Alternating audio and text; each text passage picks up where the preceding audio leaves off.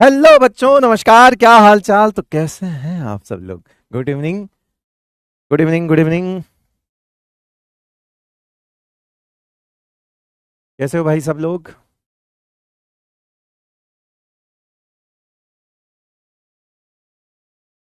Good evening. Ayushi Kumari, Asif, GES। Asif लिख रहा है, कह रहा GES। डी कोड करो। Good evening sir, GES। Asif लिख रहा है। Hello hello hello hello hello. Kirtiraj, Vaibhav, Ganesh, Gudiya, Ankita, Aditi, आदर्श। जो जो दिख रहे हैं वही है। तेज चल रहा है, दिखाई में तो नहीं आ रहे, पर जो जो दिख रहे हो। बहुत बढ़िया, बहुत बढ़िया। आसिफ जो है वो शॉर्ट नोट्स बनाने में विश्वास रखता है। आसिफ कह रहा है GES।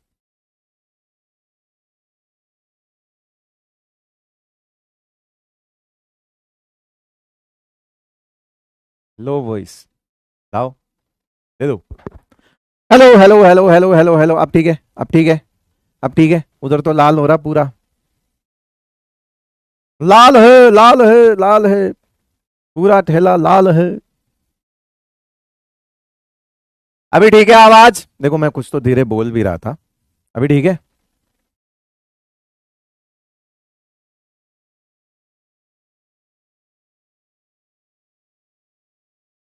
बताओ। KKRH मत लिख देना यार। GM GN KKRH WBU।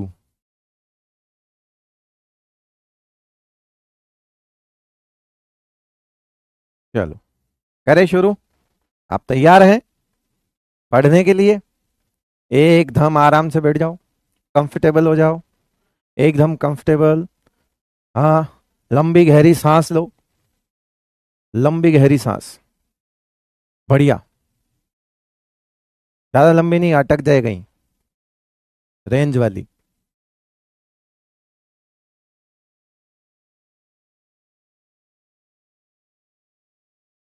Saiyaara, हाँ सैयारा आ गई। बढ़िया मूवी है।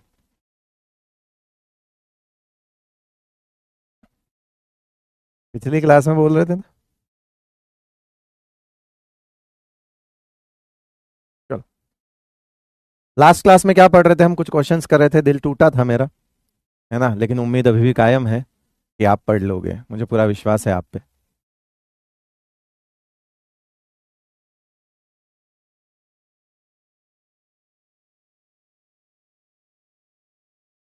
चलिए शुरू करते हैं।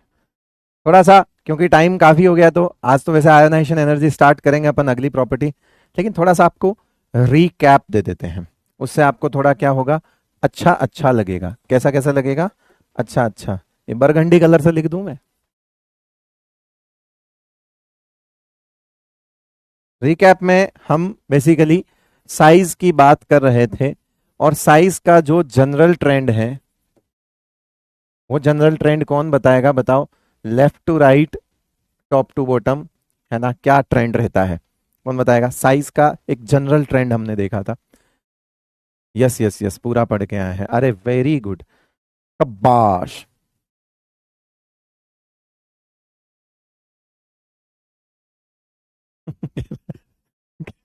इधर बरगंडी कलर कौन सा होता है?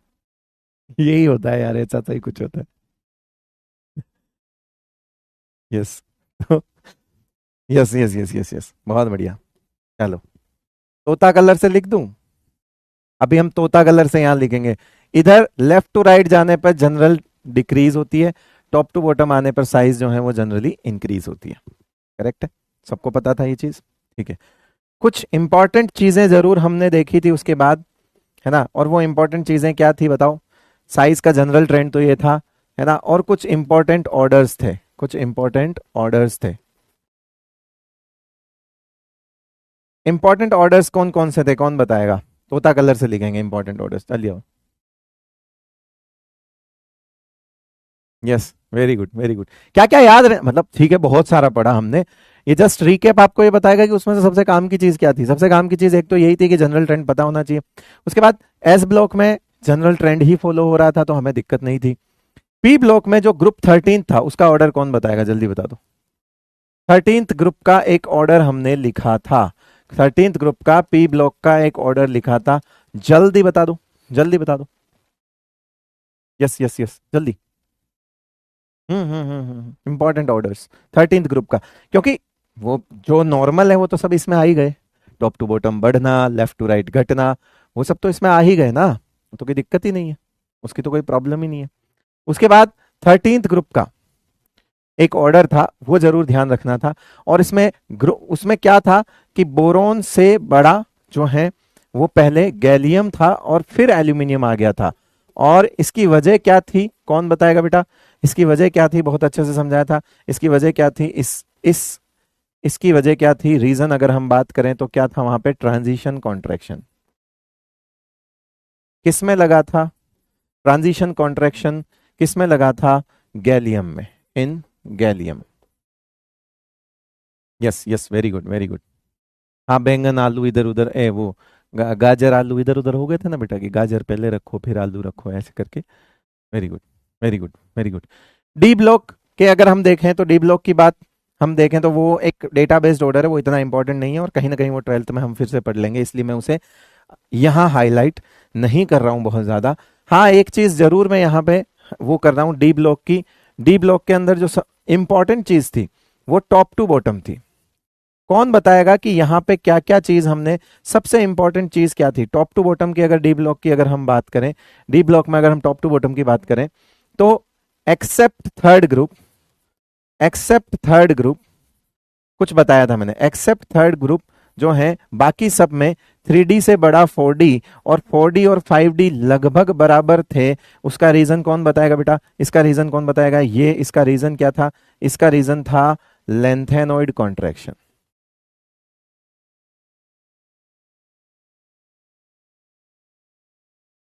एकदम बढ़िया है, हो गया revise. Except third group, third group normal है, थर्ड ग्रुप में 3D 4D 5D इंक्रीज है। बाकी फोर्थ फोर्थ से लेके ये वाला जो था ये किसके लिए था? 4th टू 12th ग्रुप के लिए था, सबके लिए, तीसरे को छोड़ के। ये रहा बेटा, एकदम बढ़िया। फिर हमने साइज देखी थी, वो बहुत इंपॉर्टेंट है, वो भी मैं बताऊंगा। इसके अलावा हमने क्या क्या चीज इंपॉर्टेंट कर ली थी?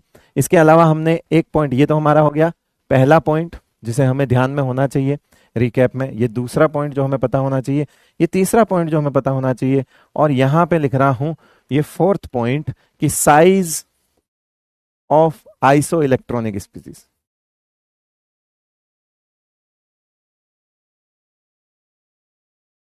इस आइसो इलेक्ट्रॉनिक स्पीसीज की साइज का ऑर्डर कौन बताएगा? इसमें सीधा सीधा सा फंडा था कि जो इनमें साइज थी, इसके अंदर जो साइज थी वो कहीं ना कहीं इस चीज से हमने निकाल दी थी कि माइनस वाले की ज्यादा और प्लस वाले की कम। जितना प्लस उतनी कम, जितना माइनस उतनी ज्यादा। तो हमने ये लिखा भी था, ऐसा कुछ साइज का एक ऑर्डर भी किया था, याद करो। N3 माइनस सबसे ज्यादा, फिर O2 माइनस, फिर Na प्लस, है ना, F माइनस भी कह सकते हो आप, F माइनस हो गया, फिर हम Na प्लस पे आ गए थे, फिर हमने Mg2 प्लस कर लिया था, और उसके बाद एक एल्यूमिनियम 3 प्लस भी था। तो आइसो इलेक्ट्रॉनिक स्पीसीज में भी हमने साइज देखी थी। करेक्ट है बेटा, एकदम बढ़िया।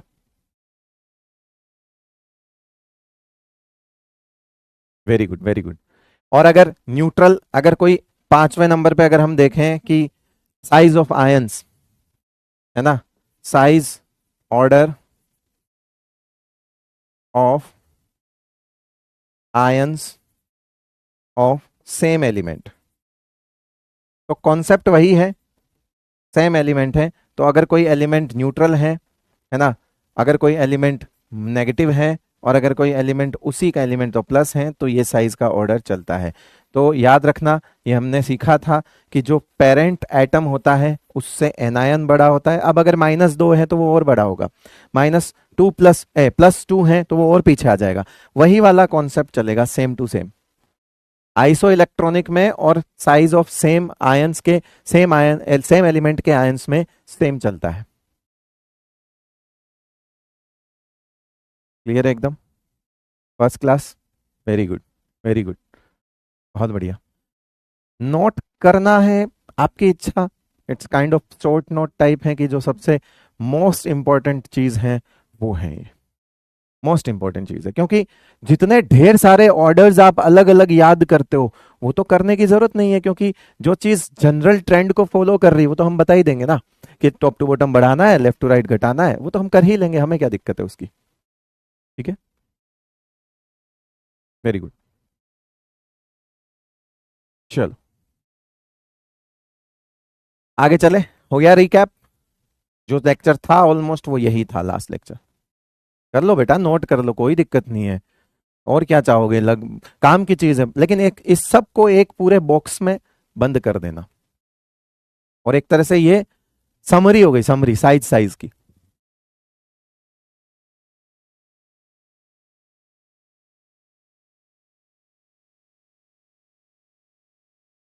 Sir I love you, I love you to.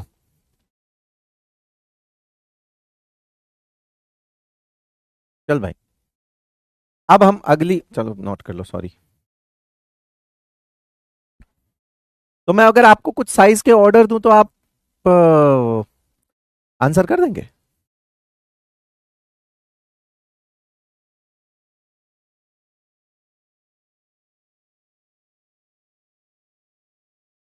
Sir अब फ्रीक्वेंसी बन गई है, बस तो बेटा चेंज मत करना, बढ़िया बढ़िया गानों सुनाऊंगा, बढ़िया फ्रीक्वेंसी है ये,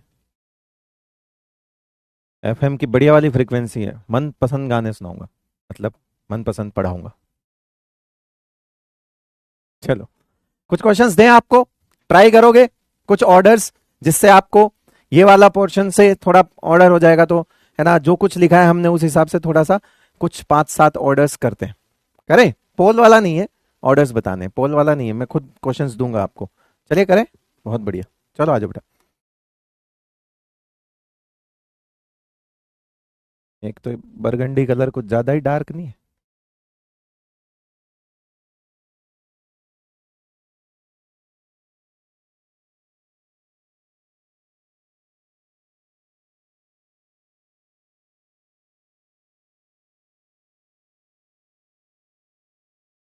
पहला सवाल, Mn 2 plus, Mn 3 plus, Mn 4 plus कर दो, Mn 7 प्लस कर दो। चलो करो दूसरा सवाल।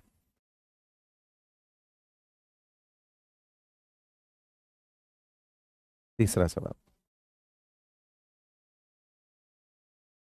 चौथा।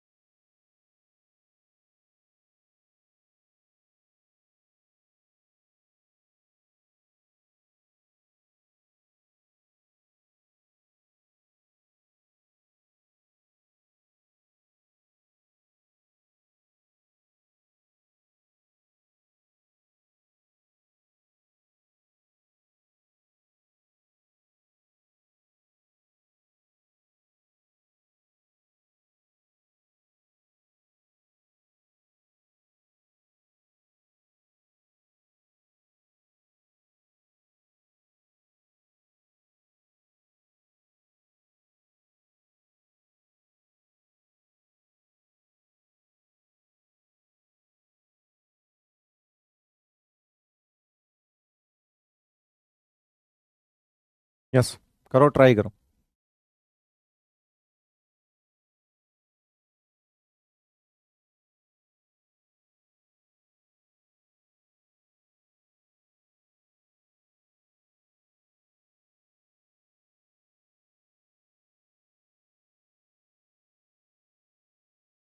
2 मिनट ले लो, 2 मिनट में तो हो जाने चाहिए सारे, फिर मैं आंसर बता दूंगा। करेक्ट ऑर्डर देना है तो बेटा डिक्रीजिंग इंक्रीजिंग कुछ भी हो सकता है, कोई इंक्रीजिंग है कोई डिक्रीजिंग है, करेक्ट ऑर्डर पूछा है ना, तो आप किसी भी तरह से अरेंज कर सकते हो, कोई दिक्कत वाली बात नहीं है। मैंने हालांकि बीच में से कुछ नहीं उठा के दिया, ऐसा नहीं दिया मैंने कि आपको रीअरेंज करना पड़े, या तो ये इंक्रीजिंग हो गए या ये डिक्रीजिंग होंगे, बस ऐसे होंगे। मैंने बीच में से उठा के कुछ नहीं दिया है, ऐसा आपको फिर से रीअरेंज करना पड़े चीज़ों को उठा के, ऐसा तो कुछ नहीं दिया है मैंने।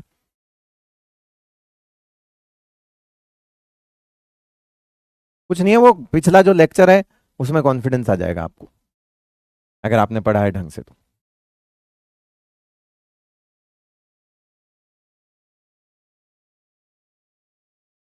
देखो सबसे पहले 0 +2 +4 +7, प्लस बढ़ने पे एक ही एलिमेंट के आयन्स हैं, प्लस बढ़ने पे साइज क्या होती है बेटा, घटती है। 14th ग्रुप है, 14th ग्रुप में कोई दिक्कत थी क्या, नहीं, 14th से लेके 18th तक कोई दिक्कत नहीं थी, ये इंक्रीज ही रहेगा, ठीक है। स्कैंडियम यूट्रियम लेंथेनम, क्या ये थर्ड ग्रुप है, और थर्ड ग्रुप में तो कोई इशू है नहीं, थर्ड ग्रुप में लेंथेनम कॉन्ट्रैक्शन नहीं लगता, तो मैं यूट्रियम को और लेंथेनम को लगभग बराबर नहीं करूंगा। पर बेटा ये फोर्थ ग्रुप है, और फोर्थ से लेके 12th तक 3D से 4D बड़ा होता है, लेकिन 4D और जो 5D हैं वो लगभग क्या हो जाते हैं बेटा, बराबर हो जाते हैं। क्लियर है, चलो आगे।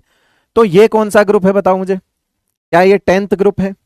अब 4 से लेके 12 तक है, तो 10th में भी यही रहेगी ना साइज, ये लो सेम टू सेम।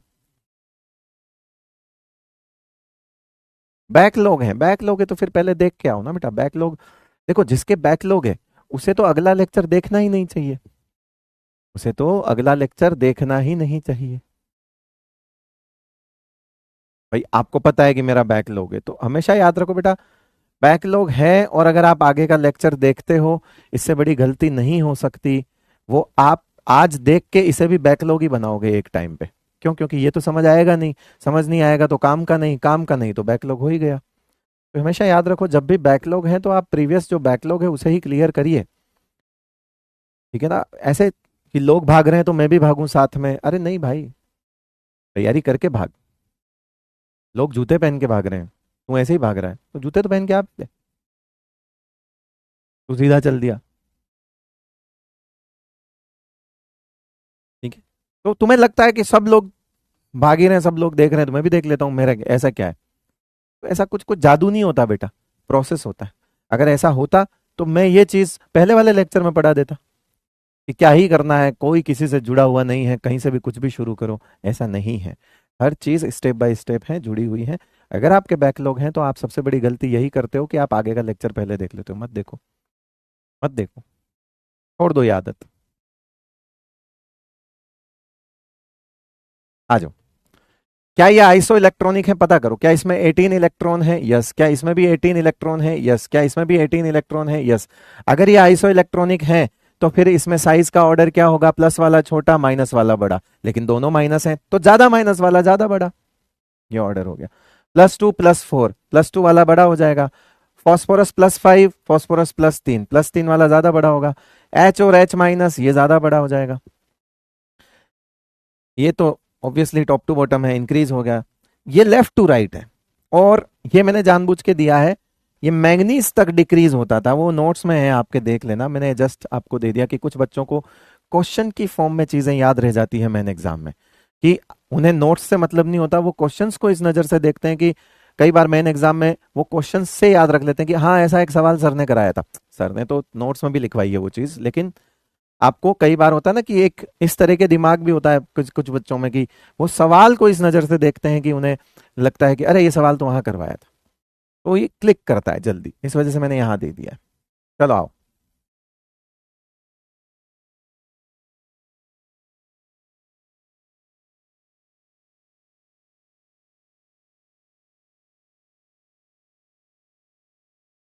अब एक तगड़ी चीज बताऊं, जो एनसीईआरटी ने दी है, शायद वो ग्राफ यहाँ है नहीं है मुझे नहीं पता, है तो सही।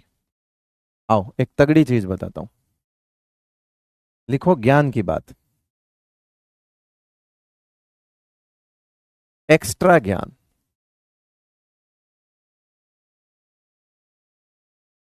अब वो एक्स्ट्रा ज्ञान ये है कि एक ग्राफ दिया हुआ है एनसीईआरटी में, तो मुझे डाउट है कि कभी वो कंपेयर ना कर ले, क्योंकि ना एक फेवरेट कंपैरिजन बनता है, FCl BrI, तो ये तो हमें पता ही है कि FCl BrI, तो हमें भी पता है कि साइज इंक्रीज होगी, नॉर्मल है, ये हमें आता है। फिर है हमें लिथियम, सोडियम, पोटेशियम, रुबिडियम और सीजियम, है ना, ये तो हमने कर ही लिया, वैसे फिर भी मैं बता देता हूँ कि अगर आप देखोगे तो ये भी देखो इंक्रीज है, लिथियम से सोडियम बढ़ा, सोडियम से पोटेशियम, रुबिडियम और सीजियम बढ़ा। चलो ये तक तो ठीक है। इसमें जो इंटरेस्टिंग चीज पता है क्या है, इंटरेस्टिंग चीज ये है कि अगर आप एक चीज नोट करोगे, और एक चीज नोट करोगे तो आप ये देखोगे कि लिथियम का पीरियड कौन सा है, तो आप बोलोगे सर दूसरा है, और आयोडीन का पीरियड कौन सा है, तो दूसरा, तीसरा, चौथा और पांचवा है, तो इसका तो पांचवा पीरियड है सर, इसका तो पांचवा पीरियड है सर।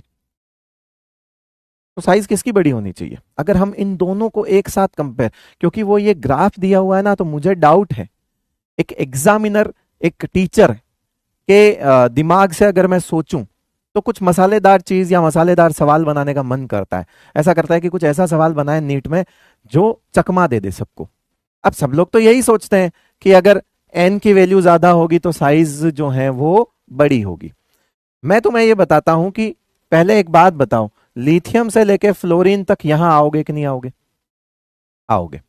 लगातार कितनी बार साइज घटेगी, मान लो लिथियम इतना बड़ा है ना, लिथियम लिथियम इतना बड़ा है ना, लिथियम इतना बड़ा है, ये तो बेरिलियम थोड़ा छोटा होगा, फिर बोरोन और छोटा होगा, कार्बन और छोटा होगा, नाइट्रोजन और छोटा होगा, ऑक्सीजन और छोटा होगा, और फ्लोरीन जो है वो और छोटा होगा।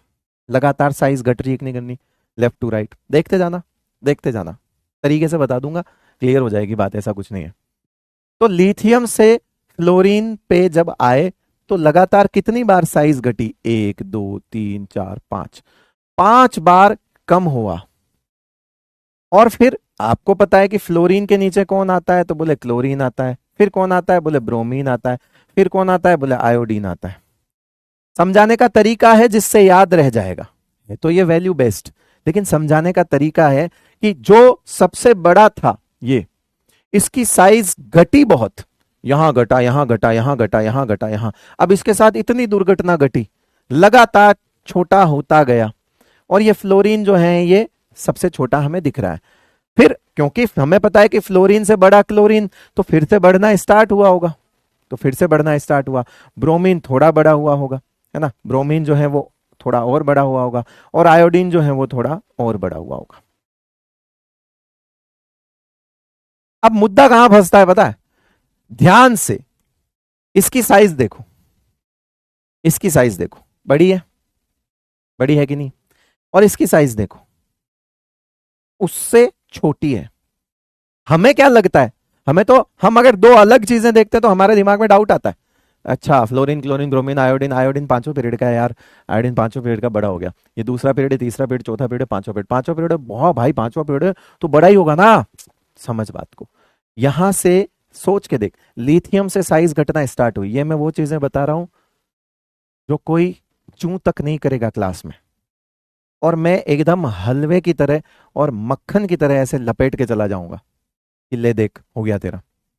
मैं आज भी बोल रहा हूं कि जो ऑर्डर मैं अब लिखूंगा, अगर मैं किसी को दे दूं ना, टीचर्स में भी आधे टीचर्स गलत करेंगे, तुम तो 11th के बच्चे हो, तुम्हें मैं सिखा रहा हूं, तुम ठीक कर लोगे, लेकिन मैं कह रहा हूं यही चीज मैंने पूछी है इंटरव्यूज में टीचर्स से, वो आंसर नहीं कर पाए, वो बात मैं तुम्हें बता रहा हूं, इसलिए ऊपर लिखा हुआ है एक्स्ट्रा ज्ञान, क्योंकि ये टीचर्स ही आंसर नहीं करते। और इसके बाद एक चीज और बोलूंगा, इसके बाद एक चीज और बताऊंगा, वो तो और तगड़ी है, मजा आ रहा है ना, बताऊं ना, चलो आ जाओ।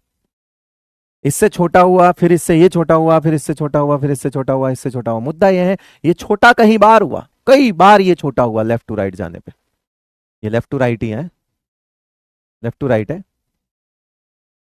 कह रहे नहीं समझ आ रहा बेटा, सही बताना क्या नहीं समझ आ रहा है, कि लेफ्ट टू राइट साइज कम होती नहीं पता, क्या लेफ्ट टू राइट जाने पे साइज घटती है नहीं पता, लेफ्ट टू राइट जा रहा है तो जेड इफेक्टिव बढ़ता है तो साइज कम होती है, ये तो पता ही होगा, स्टार्ट ही आज ऐसे कराया अपन ने, लेफ्ट टू राइट साइज कम होती है, हुई कितनी बार हुई, इतनी बार हुई। अब फ्लोरीन छोटा हो गया, फिर फ्लोरीन से वापस साइज घटना, साइज बढ़ना स्टार्ट हुई, क्योंकि हमें पता है टॉप टू बॉटम साइज क्या होती है, बढ़ती है, टॉप टू बॉटम साइज बढ़ती है, लेकिन ये बेचारा बढ़ा कितनी बार, 1 2, बढ़ा तो 2 ही बार, ये इतना बड़ा नहीं हो पाया कि लिथियम को टक्कर दे दे। अभी भी ऐसा लग रहा है कि लिथियम जो है वो छोटा रहना चाहिए, सेकंड पीरियड का है सर, लेकिन आप ये देखो कि उसके साथ घटना कितनी बार घटी है।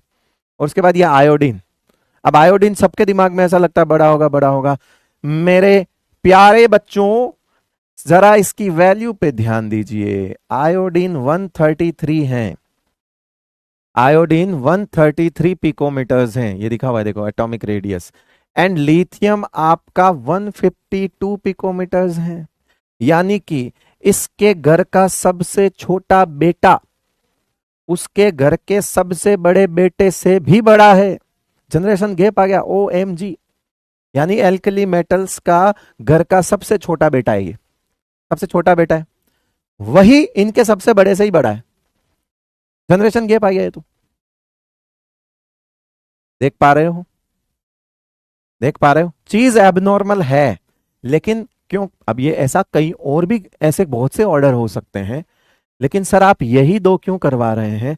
तो बेटा मैं बताता हूं कि एक तो ये एनसीईआरटी में ग्राफ दिया हुआ है, वो किसी भी दिन टपका के दोनों को मर्ज करके सवाल पूछ लेगा।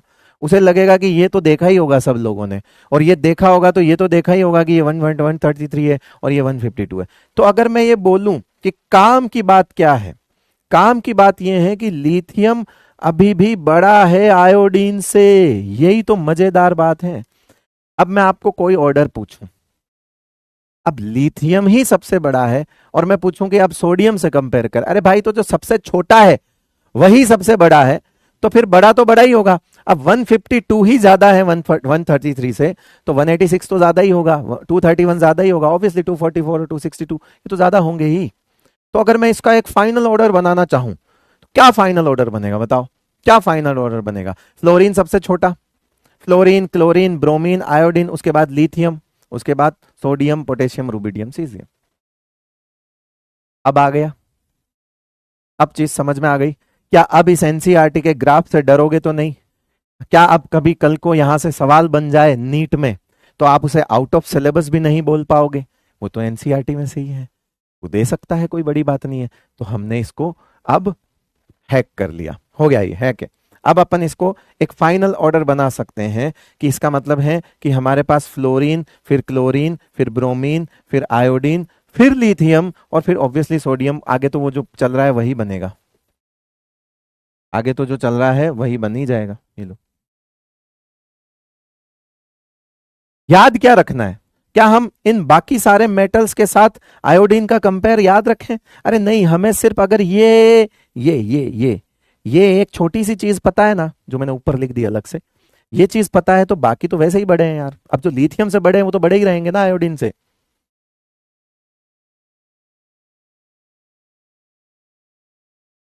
क्लियर है? बहुत बढ़िया।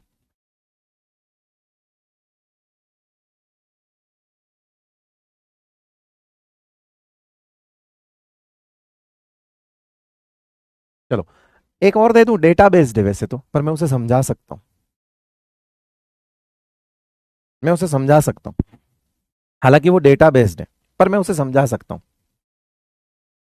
देखो हाइड्रोजन भी, हाइड्रोजन एक इलेक्ट्रॉन छोड़ भी सकता है, और ये इन दोनों का कंपैरिजन एक साथ क्यों करेंगे? मुझे एक बात बताओ, ये तो हमें पता ही है, जब ये अलग अलग करेंगे, अलग अलग तो हमें पता ही है, देखो अलग अलग तो हमें पता ही है, वो हमें कोई दिक्कत नहीं है। हमने तो एक साथ किया तो उससे एक नई चीज निकल के आई कि आयोडीन है, आयोडीन छोटा है लिथियम से। हाँ छोटा है। मेटल्स की साइज बड़ी ही होती है, मेटल्स की साइज जनरली क्या होती है बेटा? बड़ी ही होती है नॉन मेटल्स से। क्यों? क्योंकि मेटल्स सबसे लेफ्ट में है एस ब्लॉक वाले, और वो लगातार घटते घटते घटते घटते घटते यहां तक आ रहे हैं। तो अगर हम हमेशा कंपेयर करें तो हेलोजन्स तो बहुत छोटे होते हैं साइज में, क्योंकि वो लगातार घट रहे हैं यहां से यहां तक, इधर से उसके बाद थोड़ा सा बड़े हैं बस, तो वो तब भी छोटा ही रहेगा वो।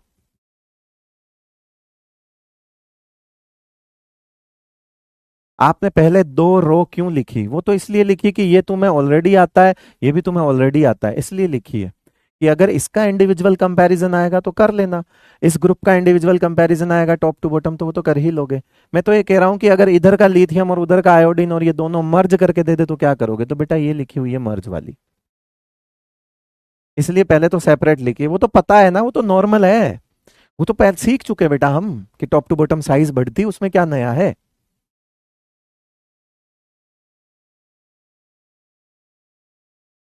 अब एक और तगड़ी चीज करते हैं, आ जाओ। आपने देखा होगा कि हाइड्रोजन जो है ना, हाइड्रोजन, हाइड्रोजन दो काम करता है।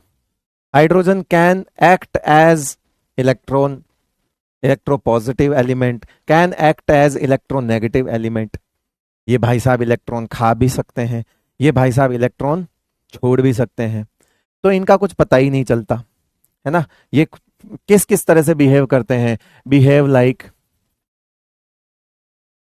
एल्कली मेटल्स, और यहां कैसे कर रहा है, बिहेव लाइक हेलोजेंस। और भी एक तरीके से इसे ग्रुप 14th में भी रखा जा सकता था। तो हाइड्रोजन की जो पोजीशन है पीरियोडिक टेबल में, वो आज भी इसीलिए अलग से सेपरेट है, हम साइड में कर देते हैं उसे, क्योंकि इसका पता नहीं चलता है कि इसे फर्स्ट ग्रुप में रखूं या इसे ग्रुप 17th में रखूं। इसे हेलोजन जैसा मानूं जो कि एक एक इलेक्ट्रॉन खा के ऐसे होते हैं, तो क्या ये हेलोजन जैसा है कि एक एक इलेक्ट्रॉन खा के -1 बनेगा, या ये एल्कली मेटल्स देता है जिसमें लिथियम प्लस, सोडियम प्लस, है ना, पोटेशियम और ये रुबिडियम, क्या माने इसे, ये एक इलेक्ट्रॉन छोड़ता भी है, ये इलेक्ट्रॉन खाता भी है, तो ये तो दोनों तरफ का काम करता है, दोनों जैसी प्रॉपर्टी दिखाता है। अभी जो मैं बात करूंगा वो इसके सेकंड वाली प्रॉपर्टी के हिसाब से बात करूंगा कि अगर आप देखेंगे तो ये हेलोजन की तरह भी बिहेवियर करता है, यानी हेलोजन की तरह भी बिहेव करता है, हेलोजन की तरह भी बिहेव करता है, क्योंकि ये इलेक्ट्रॉन खाता है, क्योंकि ये इलेक्ट्रॉन खाता है। माही चौधरी कह रही है कि सर थोड़ा फास्ट पढ़ाओ। बेटा फास्ट लिखना चाह रही है तूने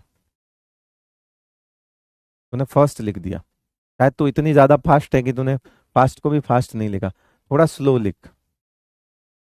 माही ड्रॉपर है क्या तू, 11वीं में एडमिशन ले लिया क्या तूने, क्यों माही?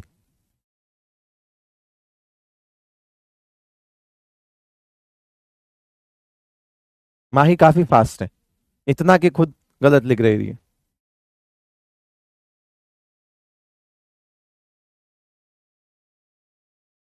एक लिख रहा है सर बोरिंग लेक्चर, हाँ ठीक है कोई बात नहीं। पढ़ाई इंटरेस्टिंग कब लगी किसी को, कभी नहीं, कभी नहीं, ये तो शुरू से बोरिंग है, ये किसी को नहीं पसंद, ये तो बोरिंग ही होती है।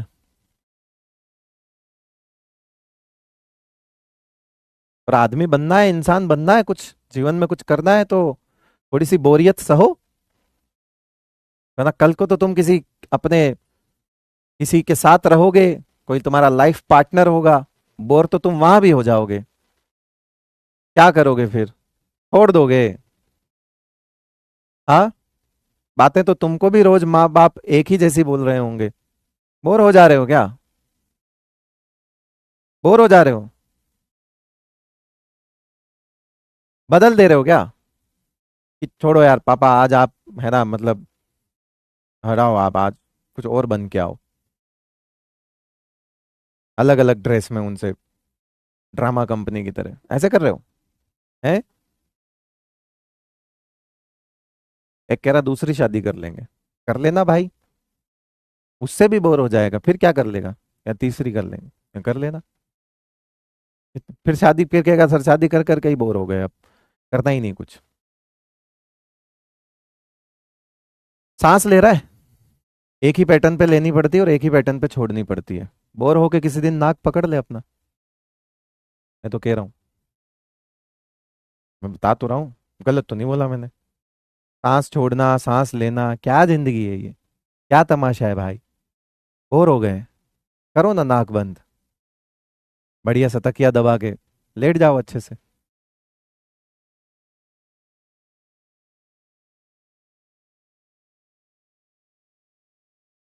कर लो किसी दिन, कुछ नया करो, 10 मिनट तक सांस रोक, नया कर, कुछ नया कर।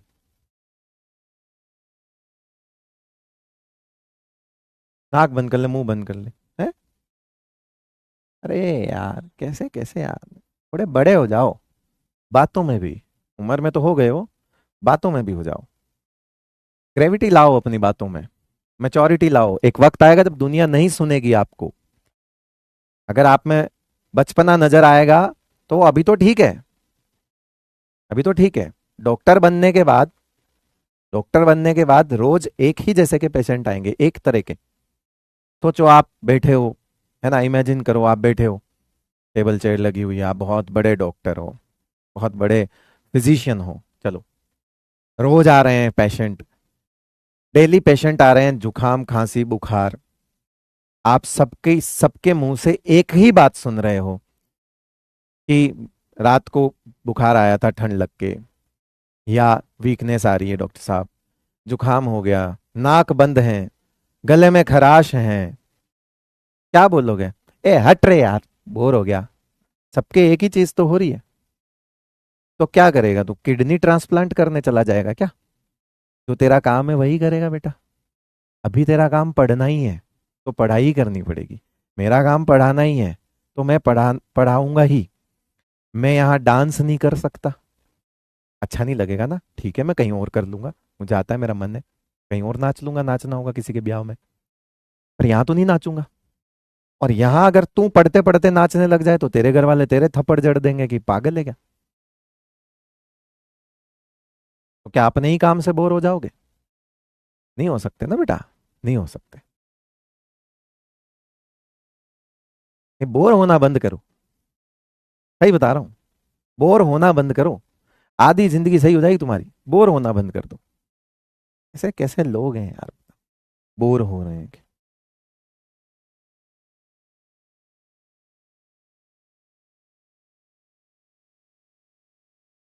अरे स्पैमर्स हैं मुझे पता है, लेकिन उनकी वजह से तुम्हें तो ज्ञान मिल गया ना लाइफ का, तुम्हारे तो काम ही आएगा बेटा। अच्छी बात है, थैंक्स टू ऑल स्पैमर्स। ले भाई, तो हुआ ये कि एक हाइड्रोजन हुआ करता था जिसमें एक इलेक्ट्रॉन एक प्रोटॉन हुआ करता था। फिर एक दिन एक हाइड्रोजन ने इलेक्ट्रॉन खाया और वो H माइनस बन गया।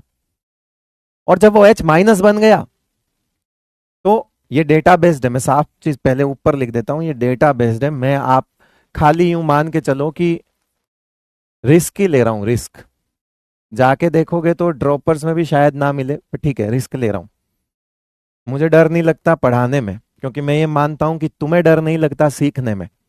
मैं अपनी ऑडियंस को, मैं अपने बच्चों को, मैं अपने स्टूडेंट को सबसे मुझसे ज्यादा कॉन्फिडेंट मानता हूं, मुझसे ज्यादा आत्मविश्वास उनमें मानता हूं। इसलिए आ जाओ देखो, एक इलेक्ट्रॉन एक प्रोटॉन, आप बताओ क्या करूं मैं इसका। अब यहाँ पे इलेक्ट्रॉन कितने हो गए बेटा? 2 इलेक्ट्रॉन हो गए, प्रोटॉन तो एक ही है। प्रोटॉन तो वही है, आपने तो इलेक्ट्रॉन ऐड किया है। हुआ क्या, कौन बताएगा क्या हुआ? एक इलेक्ट्रॉन से 2 इलेक्ट्रॉन हो जाना, क्या स्क्रीनिंग डबल हो गई होगी? एक इलेक्ट्रॉन से 2 इलेक्ट्रॉन हो जाना, स्क्रीनिंग डबल हो गई। स्क्रीनिंग डबल का मतलब रिपल्शन डबल। उल्टा भी सोच सकते हैं, यहां जो भी जेड इफेक्टिव था वो यहां जेड इफेक्टिव आधा ही रह गया, जेड इफेक्टिव आधा ही रह गया। इसमें जितना जेड, यहां एक इलेक्ट्रॉन एक प्रोटॉन एक इलेक्ट्रॉन को ही तो खींच रहा था। अरे भाई, ये अंदर एक प्रोटॉन बैठा था और यहां एक इलेक्ट्रॉन बैठा था, बस यही खींच रहा था। अब ये अंदर एक ही प्रोटॉन है और यहां इलेक्ट्रॉन 2 हो गए हैं। अब ये दो दो को खींचेगा, दोनों को खींचना पड़ेगा इसे, तो इसकी तो जिम्मेदारी है। तो जरा सोच के बताओ कि ऐसे केस में जेड इफेक्टिव तो आधा ही रह गया, सॉरी जेड इफेक्टिव तो आधा ही रह गया। जेड इफेक्टिव आधा रह गया, इसका मतलब साइज लगभग डबल मान ले, साइज में एक्सपेंशन बहुत हो जाएगा। अगर अट्रैक्शन यहां जितना अट्रैक्शन था उससे आधा ही अट्रैक्शन रह गया, तो क्या साइज में एक्सपेंशन बहुत ज्यादा आएगा कि नहीं आएगा? अरे 1 से 2 हो जाना तो डबल ही होता है ना बेटा, 1 से 2 हो जाना कितना होता है? डबल ही होता है। तो 2 इलेक्ट्रॉन होने का मतलब डबल हो गया। पहले एक प्रोटॉन एक इलेक्ट्रॉन की लड़ाई थी, अब एक प्रोटॉन 2 इलेक्ट्रॉन की लड़ाई है। अब इलेक्ट्रॉन डबल है लेकिन बेचारा प्रोटॉन तो एक ही है, तो जेड इफेक्टिव बहुत कम हो जाएगा। जेड इफेक्टिव बहुत कम होने की वजह से साइज में जो इजाफा होगा वो बहुत ज्यादा होगा। तो H माइनस की साइज इतनी बड़ी हो जाती है, H माइनस की साइज इतनी बड़ी हो जाती है कि ये भाई साहब साइज, इसकी साइज बहुत बड़ी हो जाती है, और इतनी बड़ी हो जाती है कि ये F minus C L minus F minus C L minus Br minus से भी बड़ा हो जाता है। कर क्या बात कर बोला, हाँ डेटा बेस्ड है हालांकि, हाँ लेकिन सॉरी यहां H माइनस लिखना है, H माइनस, हाँ लेकिन वो I माइनस से छोटा रहता है। ठीक है, फिर I माइनस जो है वो साइज में इतना बड़ा है। तो आप खुद सोचो, मैंने बोला कि इसके अंदर साइज बहुत ज्यादा इंक्रीज हो गई। अब साइज इंक्रीज होने की वजह से जब इसको हैलोजन्स के साथ कंपेयर किया गया, हेलाइड्स के साथ, इन्हें हेलाइड्स बोलते हैं, फ्लोराइड, क्लोराइड, ब्रोमाइड, है ना, आयोडाइड, इन्हें हेलाइड्स बोलते हैं। तो जब इन्हें हेलोजन्स के साथ कंपेयर किया गया तो देखा गया कि इसकी जो भी वैल्यू थी वो यहां फिट हो रही है। कहां फिट हो रही है? यहां फिट हो रही है। ये बड़ा हुआ, इतना बड़ा हुआ कि ये Br माइनस से भी बड़ा हो गया। ये ऑर्डर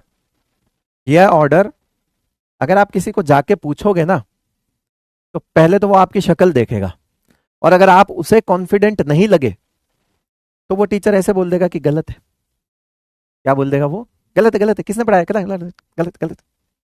वो आपके शक्ल पे देखेगा। सर ये सही है क्या, मैं लिख के लाया था, यूं बोलना। सर ये देख लो एक बार, ये सही है क्या, मैं लिख के लाया था। ये किस, फिर पूछेगा किसने किया ये सर, तो वहां पे एक झूठ बोलना छोटा सा, सर मैंने ही सोचा था, मैंने ही लिखा था। फिर रिप्लाई क्या आता है वो बताना। फिर रिप्लाई आएगा क्या?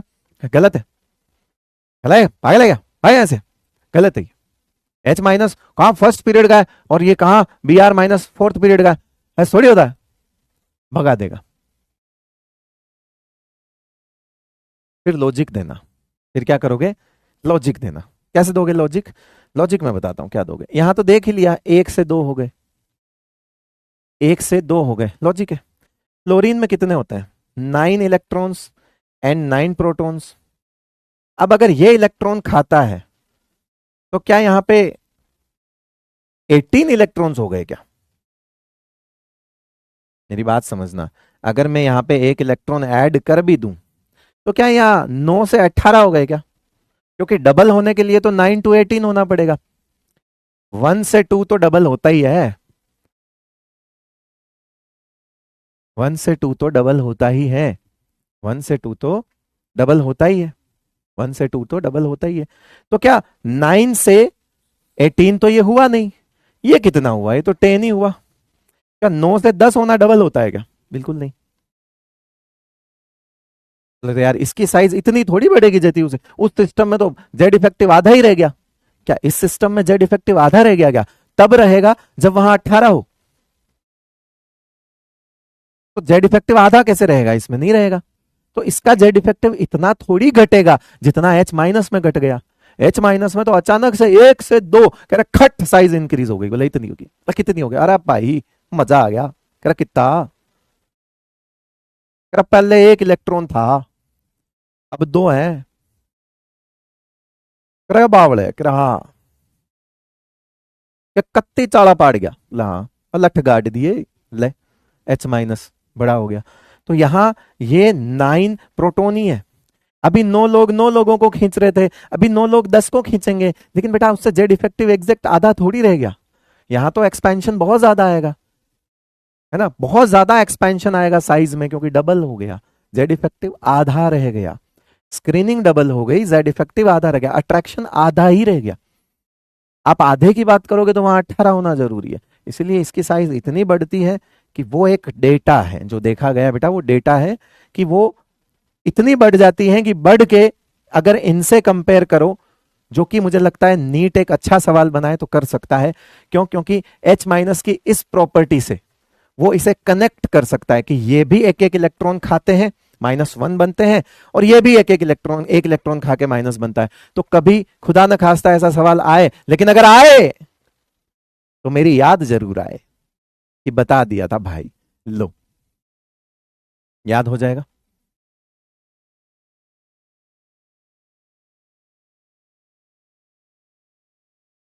हाँ, आयोडाइड की वजह से, आयोडाइड एक्चुअली इतना बड़ा होता है कि वो फिर पीछे ही रह जाता है। मैंने कहा ना, मैं बड़ा होने का रीजन दे सकता हूं बेटा। अब आप सोचो, मैं सोचो एग्जैक्ट में मेरी बात समझो। अगर आपकी हाइट बहुत लंबी है तो मैं आपके लंबे होने का रीजन बता सकता हूं कि पिट्यूटरीन हार्मोन ज्यादा सिक्रेट हो गया होगा, यही बोल सकता हूं। लेकिन फिर अगर बात आती है कि चलो एक काम करते हैं, तुम्हारे घर में सबसे ज्यादा लंबा कौन है, तो फिर तो कंपैरिजन हो गया, और कंपैरिजन में तो फिर हाइट नापी जाएगी। तो हो सकता हो कि घर में कोई एक आदमी और बड़ा ही मिल जाए, तो तेरी पोजीशन दूसरे पे आएगी कि तीसरे पे आएगी कि चौथे पे आएगी कि पांचवे पे आएगी, ये तो तेरी हाइट की जो क्या बोलते हैं वैल्यू है ना, जो नंबर है वो डिसाइड करेगा कि इतने सेंटीमीटर का हिसाब। तो मेरी बात तो समझ रहे हो मैं क्या कह रहा हूं? तो इसके बढ़ने की वजह तो हमें पता है। अब ये कितना बढ़ा, अगर हम कंपेयर करें तो ये इतना बढ़ा कि ये बी आर माइनस से बड़ा देखा गया। हाँ, वैल्यू के हिसाब से ये फिर आई माइनस से तो अभी भी छोटा ही है, बट क्या इसका यहां से यहां आना एबनॉर्मल नहीं लगता आपको? ये भी एबनॉर्मल ही है।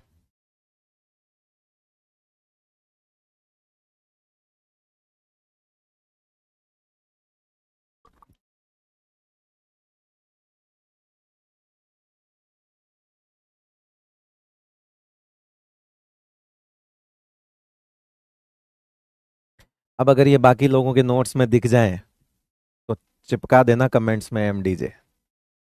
समझ रहे हो? हाँ, आर्मी बन जाओ, आर्मी। आर्मी बनोगे, भर्ती, खुली भर्ती आर्मी में, खुली भर्ती हो गई आर्मी में। ले भाई, दिख जाए तो। समझ रहे हो? हाँ, दिख जाएगी वो तो। चीजें दिख गई, लोगों के तो नोट्स बदल गए भाई। अब हम आगे चलेंगे और हम आयोनाइजेशन एनर्जी जो है वो पढ़ेंगे।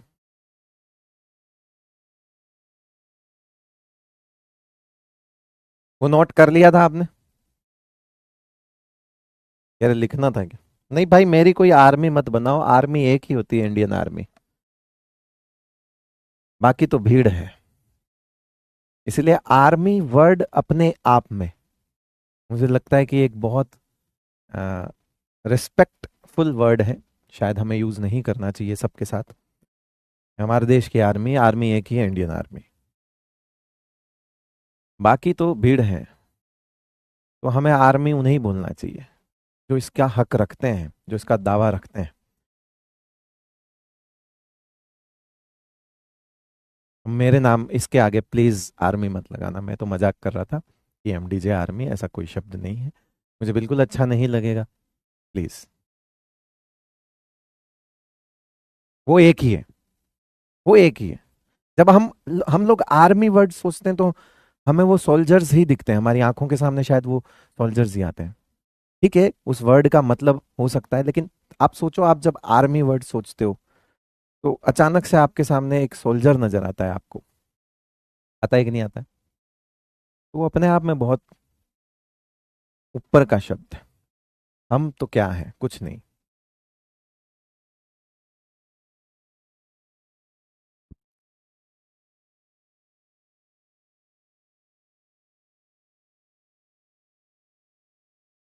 कह रहे गैंग बना ले। कह रहे गैंग बना लो, गैंग लिख दो सर, गैंग है। बताऊं क्या तेरा? गैंग। एक्स्ट्रा में ही है ये, लिख देना, ठीक है? एक्स्ट्रा ज्ञान में ही है वो, पीछे वाली स्लाइड में हम आयोनाइजेशन एनर्जी की बात करेंगे। आयोनाइजेशन एनर्जी की डेफिनेशन लिख लो पहले। अच्छा, डेफिनेशन मत लिखो, पहले समझ लो।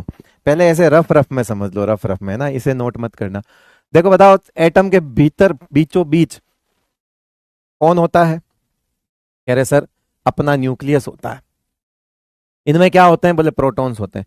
फिर इनमें क्या होते हैं? डिफरेंट डिफरेंट एनर्जी लेवल्स होते हैं, है ना? मान लीजिए ये सबसे बाहर का एनर्जी लेवल है, और ये सबसे, मान लीजिए, आउटर मोस्ट इलेक्ट्रॉन है। क्या है ये?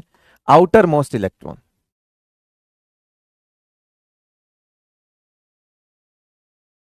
Outer most electron.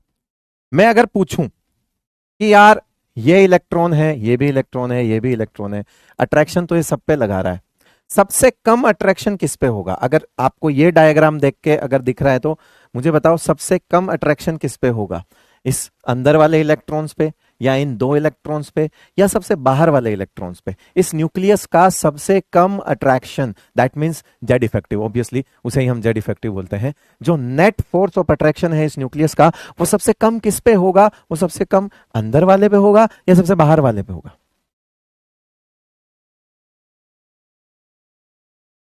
सबसे बाहर वाले पे होगा, राइट? ठीक है। मैं आपसे पूछूं कि यार जा इस एटम से एक इलेक्ट्रॉन निकाल के लेके आ, क्या बोलोगे? कि बेटा जा यार इस एटम को बोल कि भैया ये वाला इलेक्ट्रॉन मिलेगा क्या, एक इलेक्ट्रॉन चाहिए। तो बोलेगा कि आप जाओगे, आप देखोगे कि यार इस पे कुछ अट्रैक्शन तो लग ही रहा है, कुछ तो अट्रैक्शन लग ही रहा है। तो ऐसा तो है नहीं कि ये फ्री बैठा है ऐसे ही, कहीं ना कहीं किसी से अट्रैक्शन लग रहा है। मैं आपसे पूछूंगा कि आप जाओगे, आप बोल लो, आपको मैं बोला, मैंने कहा जा इस एटम में से एक इलेक्ट्रॉन निकाल के ला। क्या बोला? इस एटम में से एक इलेक्ट्रॉन निकाल के लेके आ। तो आप गए और आपने इससे पूछा कि भैया कितना रुपए पैसा? कह रहे कि 100 रुपए लूंगा। क्या बोला? 100 रुपए लूंगा। ठीक है। बोले यार क्यों लेगा 100 रुपए? तो क्यों लेगा?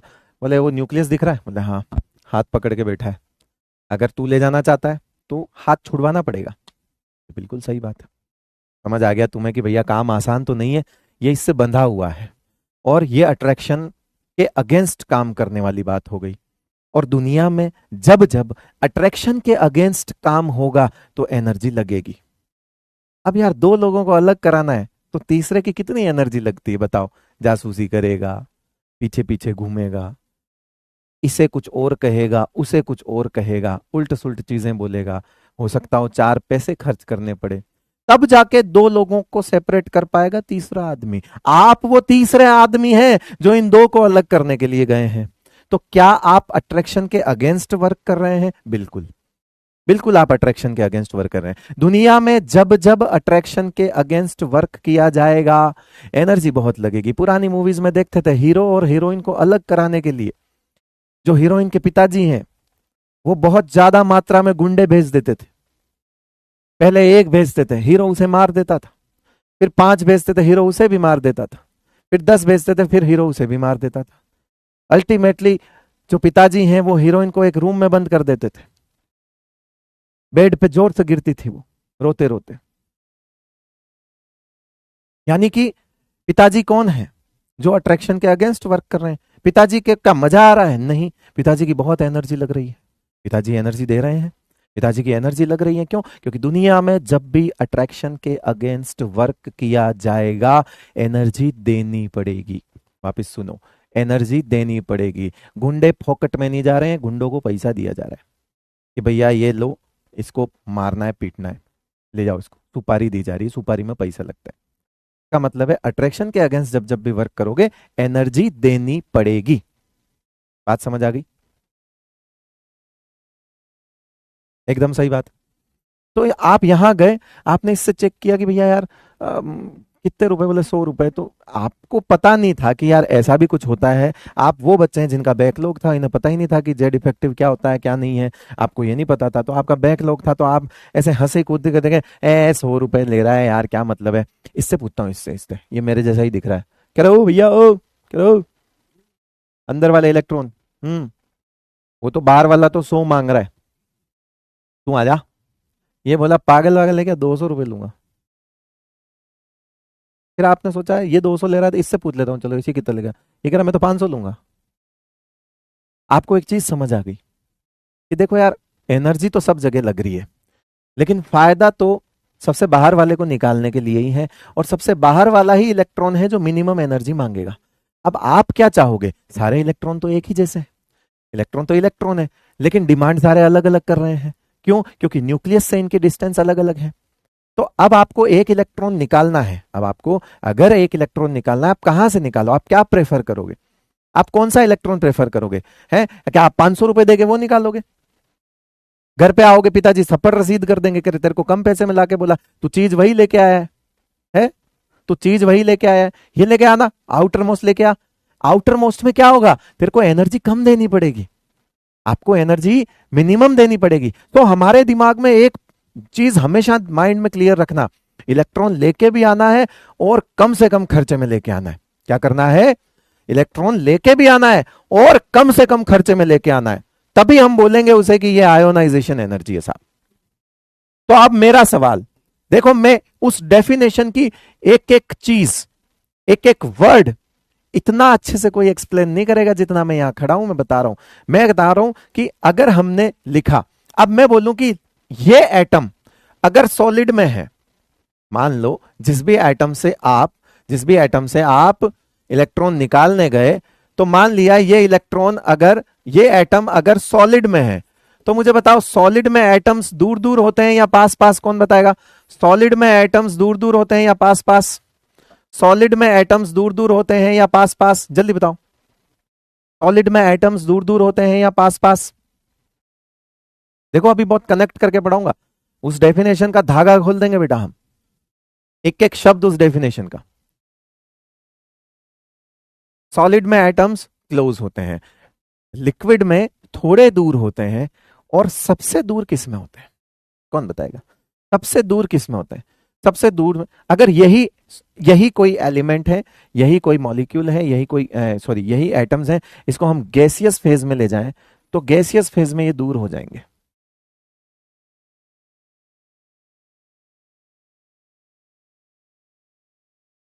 अगर ये सॉलिड है, ये गैसियस फेज में है, तो गैसियस में ये दूर हो जाएंगे। हो गए? होंगे? होंगे, ठीक है। हमारी शर्त क्या है? ये कुछ नोट मत करना अभी। हमारी शर्त क्या है? Minimum energy. हमारी शर्त क्या है? कम से कम पैसा में इलेक्ट्रॉन निकाल के लाना है, कम से कम पैसा में। तो तुम सीधा गए और तुमने बोला कि ले भैया सॉलिड में ही निकाल लेते हैं, बीमारी खत्म करते हैं। तो सॉलिड में तुम इलेक्ट्रॉन निकालने गए, तुम्हारा इलेक्ट्रॉन यहां बैठा, मान लो तुम इस इलेक्ट्रॉन को निकालने जाना चाह रहे हो, देखते जाना। अब ये एक ऐसी गली है जिसमें से तुम्हें मान लो एक हीरो गया, और हीरो जो है वो गया एक बिल्कुल क्राउडेड एरिया में, और वहां से उसे हीरोइन को भगाना है। क्या करना है? वहां से उस हीरोइन को भगाना है। तो हीरो गया और अगर इस इलेक्ट्रॉन को निकालना चाहे, मेरी बात समझना बेटा, हीरो गया उस इलेक्ट्रॉन को निकालना चाहे, तो ये जो न्यूक्लियस है, ये न्यूक्लियस, खुद का न्यूक्लियस तो इसे अट्रैक्ट कर ही रहा होगा। आपकी लड़ाई सिर्फ उस एक घर से नहीं है। अगर आप बहुत भीड़ भाड़ वाले इलाके में जाओगे जहां पे सब लोग पास पास रहते हैं, तो आपको तो पता ही है, पड़ोस वाले तो हम पे ज्यादा नजर रखते हैं। तो पड़ोस की जो आंटियां हैं वो भी बाहर आ जाएगी, देखेंगी कि आ गया आशिक, आज तो इलेक्ट्रॉन लेके ही जाएगा। फिर इधर वाले पड़ोस की भी देख रही है, कोई छत से झांक रहा है, कोई कहीं और से झांक रहा है। क्यों? क्योंकि सब पास पास है, सब पास पास है ना बेटा, सब पास पास है। तो इसका मतलब है कि ये आप जिसको पाना चाहते हैं वो सिर्फ एक से अट्रैक्ट नहीं है, अगर वो पास में है तो नेबरिंग एटम भी उस पे नजर गड़ाए बैठे हैं। ये जो पड़ोस वाली आंटियां हैं, है ना, मैंने उल्टे बना दिए साइन, रुको।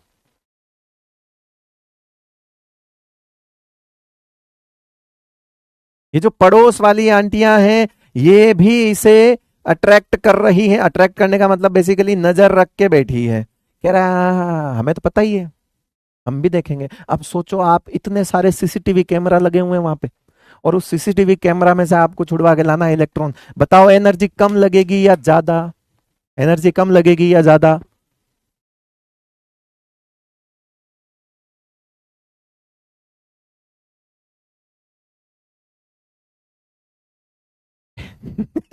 एनर्जी कम लगेगी या, कर लाल जुबान पत्नी क्या बोला, एनर्जी कम लगेगी या ज्यादा? जल्दी बता। ज्यादा लगेगी। और हमारी शर्त क्या है? हमारी शर्त क्या है? कि ज्यादा खर्चा नहीं करना है, कहीं कोर्ट में जाके बदल गई तो, हाँ तो कम खर्चा ही करना है अपने। भाई आप तो बहुत खर्चा करके ले जा रहे हो, पता नहीं कहाँ कहाँ घुमा रहे फिरा रहे हो, वहां कोर्ट में तो बयान बदल दे तो फिर क्या करोगे तुम? फिर क्या करोगे? हैं? तुम्हारी सारी मेहनत तो खराब हो गई। इसलिए मिनिमम एनर्जी लगाने का रे बाबा, कम से कम पैसा में लेके जाने का। क्या करने का? कम से कम से कम पैसा में लेके जाने का।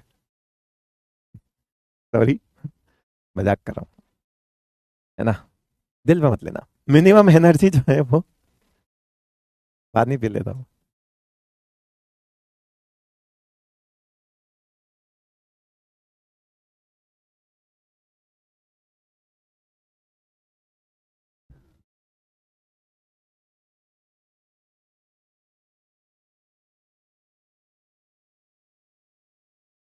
यस, एक बच्चा पूछ रहा है सर इसमें इलेक्ट्रॉन इलेक्ट्रॉन रिपल्शंस भी तो ज्यादा होंगे, ऑब्वियसली, लेकिन न्यूक्लियर चार्ज हमेशा इलेक्ट्रॉन इलेक्ट्रॉन रिपल्शन से भारी ही पड़ता है। याद रखना, एक न्यूक्लियस और एक इलेक्ट्रॉन के बीच का अट्रैक्शन हमेशा इलेक्ट्रॉन और इलेक्ट्रॉन के रिपल्शन से थोड़ा ज्यादा ही रहता है, बिकॉज न्यूक्लियर पावर जो है, न्यूक्लियर चार्ज जो है, वो हमेशा मोर पावरफुल होता है as compared to electrostatic force of repulsion और अट्रैक्शन।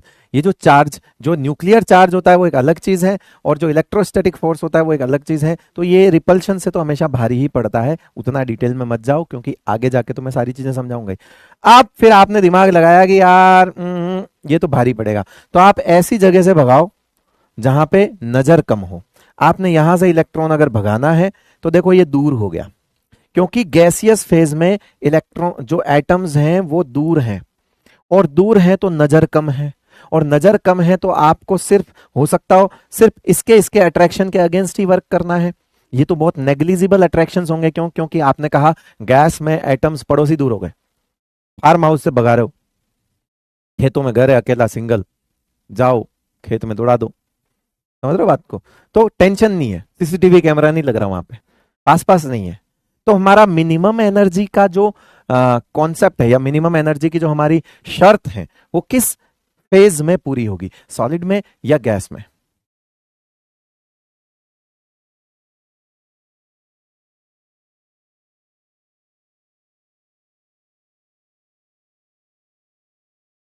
सॉलिड में या गैस में?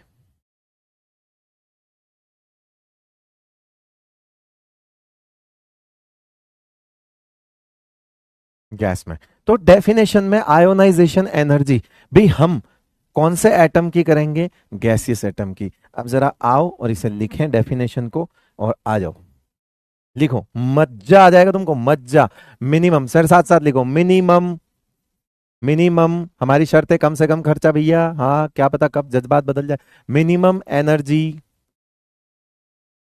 रिक्वायर्ड, क्योंकि एनर्जी तो जरूरत ही पड़ रही है, to remove most loosely bonded, नहीं लिख रहा हूं बाउंडेड लिख रहा हूं, शब्द पे ध्यान दे देना। बाउंडेड है, बॉन्ड बॉन्ड तो है नहीं, हम एटम की बात करें तो ऑब्वियसली बॉन्ड की बात नहीं कर सकते। Most loosely bounded, minimum energy required to remove most loosely bounded electron from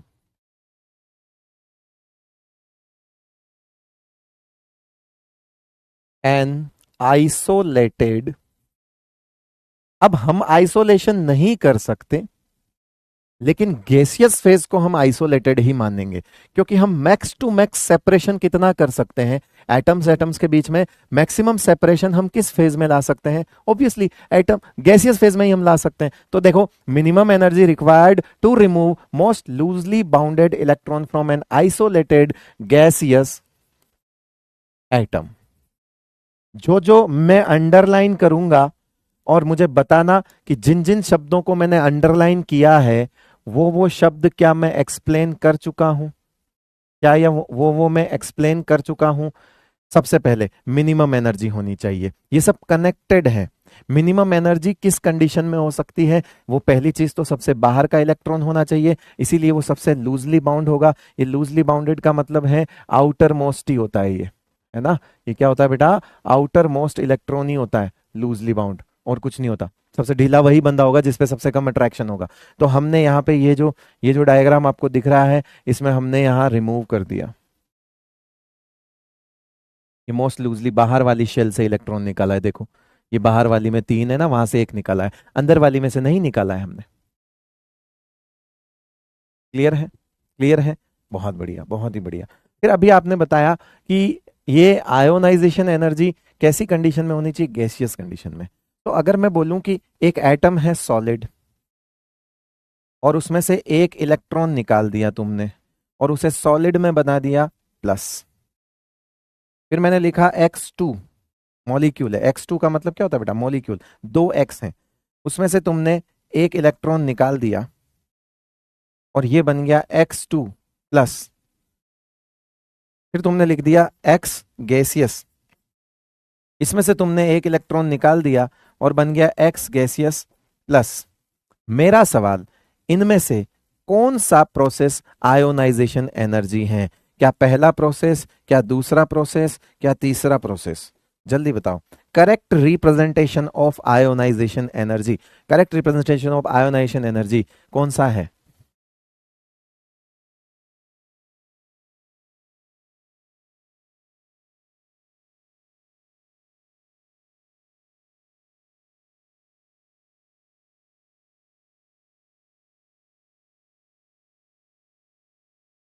तीसरा है।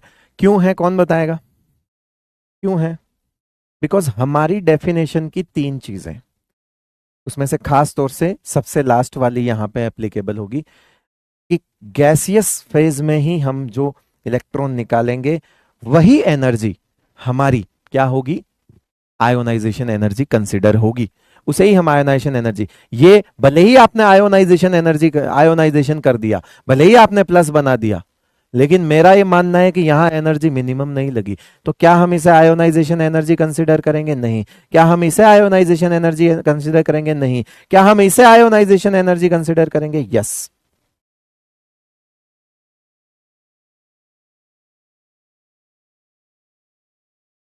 Very good, very good, very good.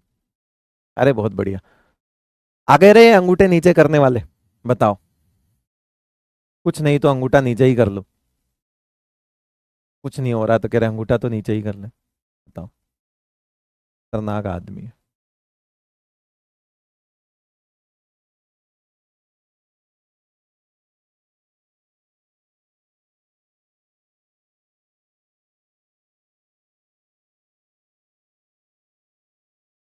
चलो भाई, ओके। तो आयोनाइजेशन एनर्जी कैसी होगी? एक वर्ड आता है बेटा, क्या आपने नाम सुना है एंडोथर्मिक, एक्सोथर्मिक? क्या ये आपने नाम सुने हुए हैं? एंडोथर्मिक, एक्सोथर्मिक किस किसने सुना हुआ है? और अगर हाँ तो क्या मतलब होता है, बताइए जल्दी। Yes, yes. हाँ, देन बताइए कौन? सेकंड मॉलिक्यूल है बेटा, एटम नहीं है। X2 दैट मीन्स दो मॉलिक्यूल है वो। तो भले ही वो गैसियस फेज में क्यों ना हो, लेकिन वो मॉलिक्यूल है, हमें एटम चाहिए, एटम। ये मॉलिक्यूल है। Yes, yes, yes, yes, very good, very good. Endothermic होता है बेटा energy absorbing process.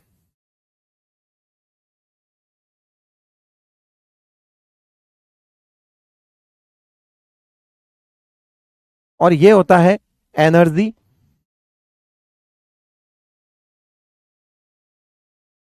Releasing process.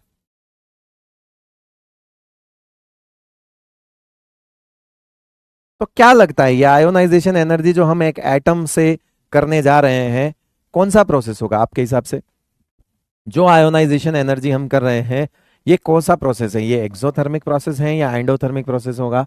सोचो जरा, आपने एनर्जी दी है या आपने आपको एनर्जी मिली है, रिमूवल ऑफ इलेक्ट्रॉन कैसा प्रोसेस होगा?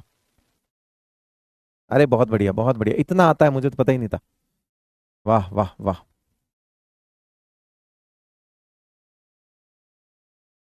यस, जल्दी।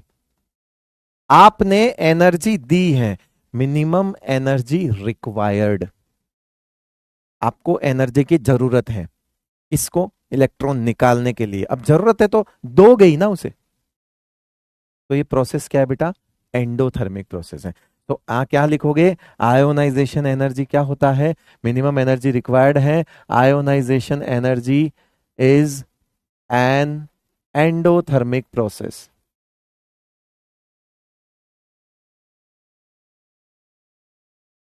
ठीक है, किसी एटम से इलेक्ट्रॉन निकालना is a endothermic process. Done. चलें आगे। आओ अब थोड़ा इसे और इंटरेस्टिंग बनाते हैं कि ऐसे सोचो कि एक ही एटम में से, एक ही एटम में से एक निकाला, फिर तुम्हें मजा आने लगा कि मेरे को जाना पड़ेगा, फिर तुम दूसरा लेने गए, फिर तुम्हें मजा आया कि मेरे को फिर से जाना पड़ेगा, तुम तीसरा लेने गए। तुम एक ही एटम में से अगर लगातार एक एक एक करके इलेक्ट्रॉन निकालते हो, उसे कहते हैं सक्सेसिव आयोनाइजेशन एनर्जी। वापस बोलो क्या? उसे क्या कहते हैं? Successive ionisation energy.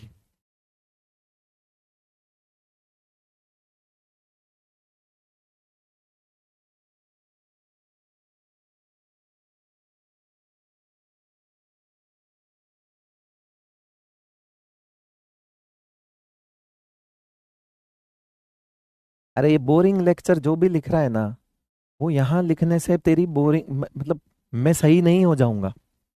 मैं ये डांस करके नहीं पढ़ाने लग जाऊंगा कि जिससे तुझे मजा आने लगे। तुझे जहां मजा आ रहा है तू वहीं जा, वहीं पढ़। वो बोरिंग नहीं है, वो बोरिंग नहीं है, मैं बोरिंग हूं। वहीं जाके पढ़, कोई दिक्कत नहीं। सक्सेसिव आयोनाइजेशन एनर्जी, लगातार एनर्जी एक ही एटम में से एक करके एक करके एक करके, आप एक में से एक निकाल रहे हो। आपका मन किया तीन निकालूंगा मैं, तो कितने निकालो, तीन इलेक्ट्रॉन निकालूंगा। तो पहले दूसरे पहला निकालोगे, फिर वापस उसी के पास जाके ले एक और दे, ठीक है वो दे देगा। फिर एक और दे, तीसरा। क्या रिलेशन होगा इनमें, वही देखना है कि रिलेशन क्या है सक्सेसिव आयोनाइजेशन एनर्जी में, कि ये बढ़ती हैं या ये घटती हैं, और इनका आपस में क्या रिलेशन है। आ जाओ,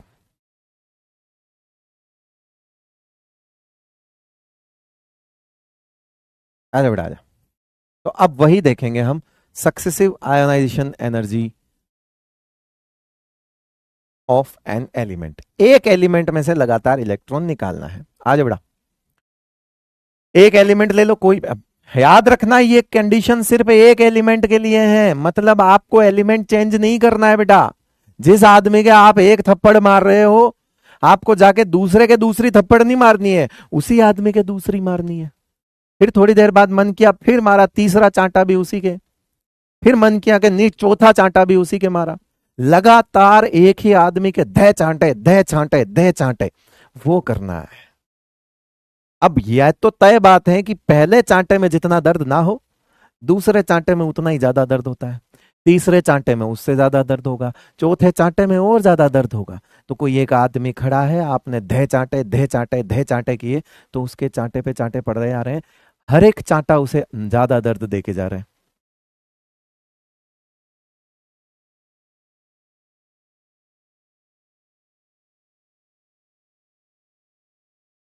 पर क्यों? हो।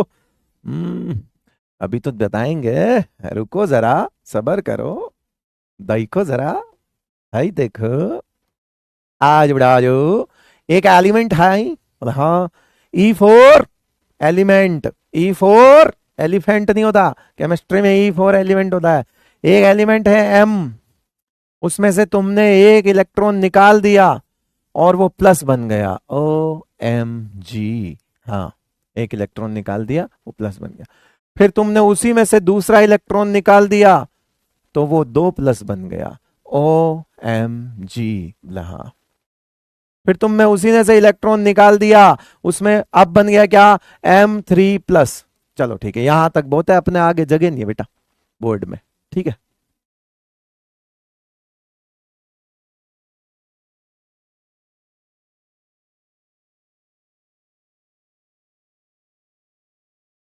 आओ फिर इसी बात पे, न्यूट्रल का मतलब क्या होता है रे, कि क्या इसमें प्रोटॉन और इलेक्ट्रॉन बराबर होंगे। बराबर होंगे, न्यूट्रल तो वही होता है सर, कि प्लस का चार्ज और माइनस का चार्ज जब नंबर में बराबर है तो उसे हम न्यूट्रल कहते हैं। फिर तुमने एक इलेक्ट्रॉन निकाल दिया, जब तुमने एक इलेक्ट्रॉन निकाला तो यहां ऑब्वियसली इलेक्ट्रॉन कम हो गया रे बाबा, प्रोटॉन नहीं बढ़ा रे, इलेक्ट्रॉन कम हो गया। लेकिन हाँ, अगर वहां 10-10 थे तो अब यहां 10-9 ही रह गए, 11-10 नहीं हुए हैं, इलेक्ट्रॉन कम हुआ है। तो इलेक्ट्रॉन कम हो गया तो फिर प्रोटॉन ज्यादा ही दिखेंगे ना तुम्हें, इलेक्ट्रॉन कम प्रोटॉन ज्यादा, ठीक है। फिर तुमने एक इलेक्ट्रॉन और निकाला, बोले हाँ, तो बोले क्या इलेक्ट्रॉन और कम हो गया, बोले हाँ, है तो सही। फिर तुमने और निकाला, बोले हाँ, तो क्या और कम हो गए, बोले हाँ, सही है। लो, हर बार जब तुम इलेक्ट्रॉन निकाल रहे हो तो प्रोटॉन जो है वो ऑब्वियसली वो तो उतने ही है, तो जैसे जैसे इलेक्ट्रॉन निकलते जा रहे हैं वैसे वैसे जेड इफेक्टिव इंक्रीज होता जा रहा है। अगर आप यहां देखेंगे तो जेड इफेक्टिव इंक्रीज हुआ, फिर यहां देखेंगे तो जेड इफेक्टिव और इंक्रीज हुआ हर टाइम। क्यों? क्योंकि अगर यहां 10 लोग 10 को खींच रहे हैं तो यहां 10 9 को ही खींच रहे हैं, यहां 10 8 को ही खींच रहे हैं, यहां 10 7 को ही खींचेंगे। अब 10 लोग 7 को खींचेंगे तो ज्यादा खींचेंगे ना बेटा। अब इसका मतलब है जेड इफेक्टिव क्या होता है, खींचना ही तो होता है जेड इफेक्टिव, खींचना ही तो होता है। जेड इफेक्टिव का मतलब प्रोटॉन की पावर, हाँ तो वो बढ़ रही है ना, क्योंकि नंबर ऑफ इलेक्ट्रॉन्स कम होते जा रहे हैं, तो हर इलेक्ट्रॉन पे अट्रैक्शन बढ़ता जा रहा है। तो आपने कहा यहां जेड इफेक्टिव बढ़ गया, तो क्या यहां जेड इफेक्टिव और बढ़ गया, बोले बिल्कुल बढ़ गया, ले बढ़ गया, 3 बार लिख दिया मैंने इसको।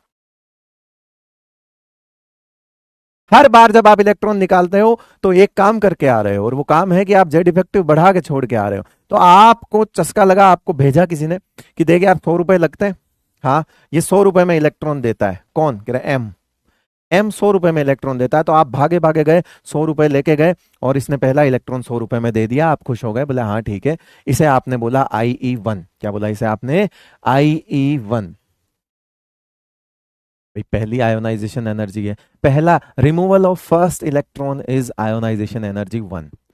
पर जब कुछ नहीं लिखा हो और डायरेक्ट IE लिखा हो तो it will be considered as 1। जब कभी भी इसके नीचे कोई नंबरिंग नहीं है, दैट मीन्स ये फर्स्ट आयोनाइजेशन एनर्जी है, कि जहां पे सिर्फ फर्स्ट की ही बात हो वहां पे नंबर डालने की जरूरत नहीं है। लेकिन अगर फर्स्ट सेकंड थर्ड इस तरह से लगातार है तो फिर आपको नंबर मेंशन करने पड़ेंगे, फिर आपको नंबर क्या करने पड़ेंगे बेटा, मेंशन करने पड़ेंगे। तो अगर सिर्फ ये लिखा है, एनसीईआरटी ने लिखा है कि आयोनाइजेशन एनर्जी, सिर्फ आयोनाइजेशन एनर्जी लिखा है तो वो फर्स्ट ही कंसीडर होगी। अगर कहीं पे आपसे पूछा है ना, आपसे पूछा कि इन एलिमेंट्स में आयोनाइजेशन एनर्जी का ऑर्डर बताइए, तो अब आप बैठ के ये मत सोचना पहली का बताऊं कि दूसरी का बताऊं कि तीसरी का बताऊं ना।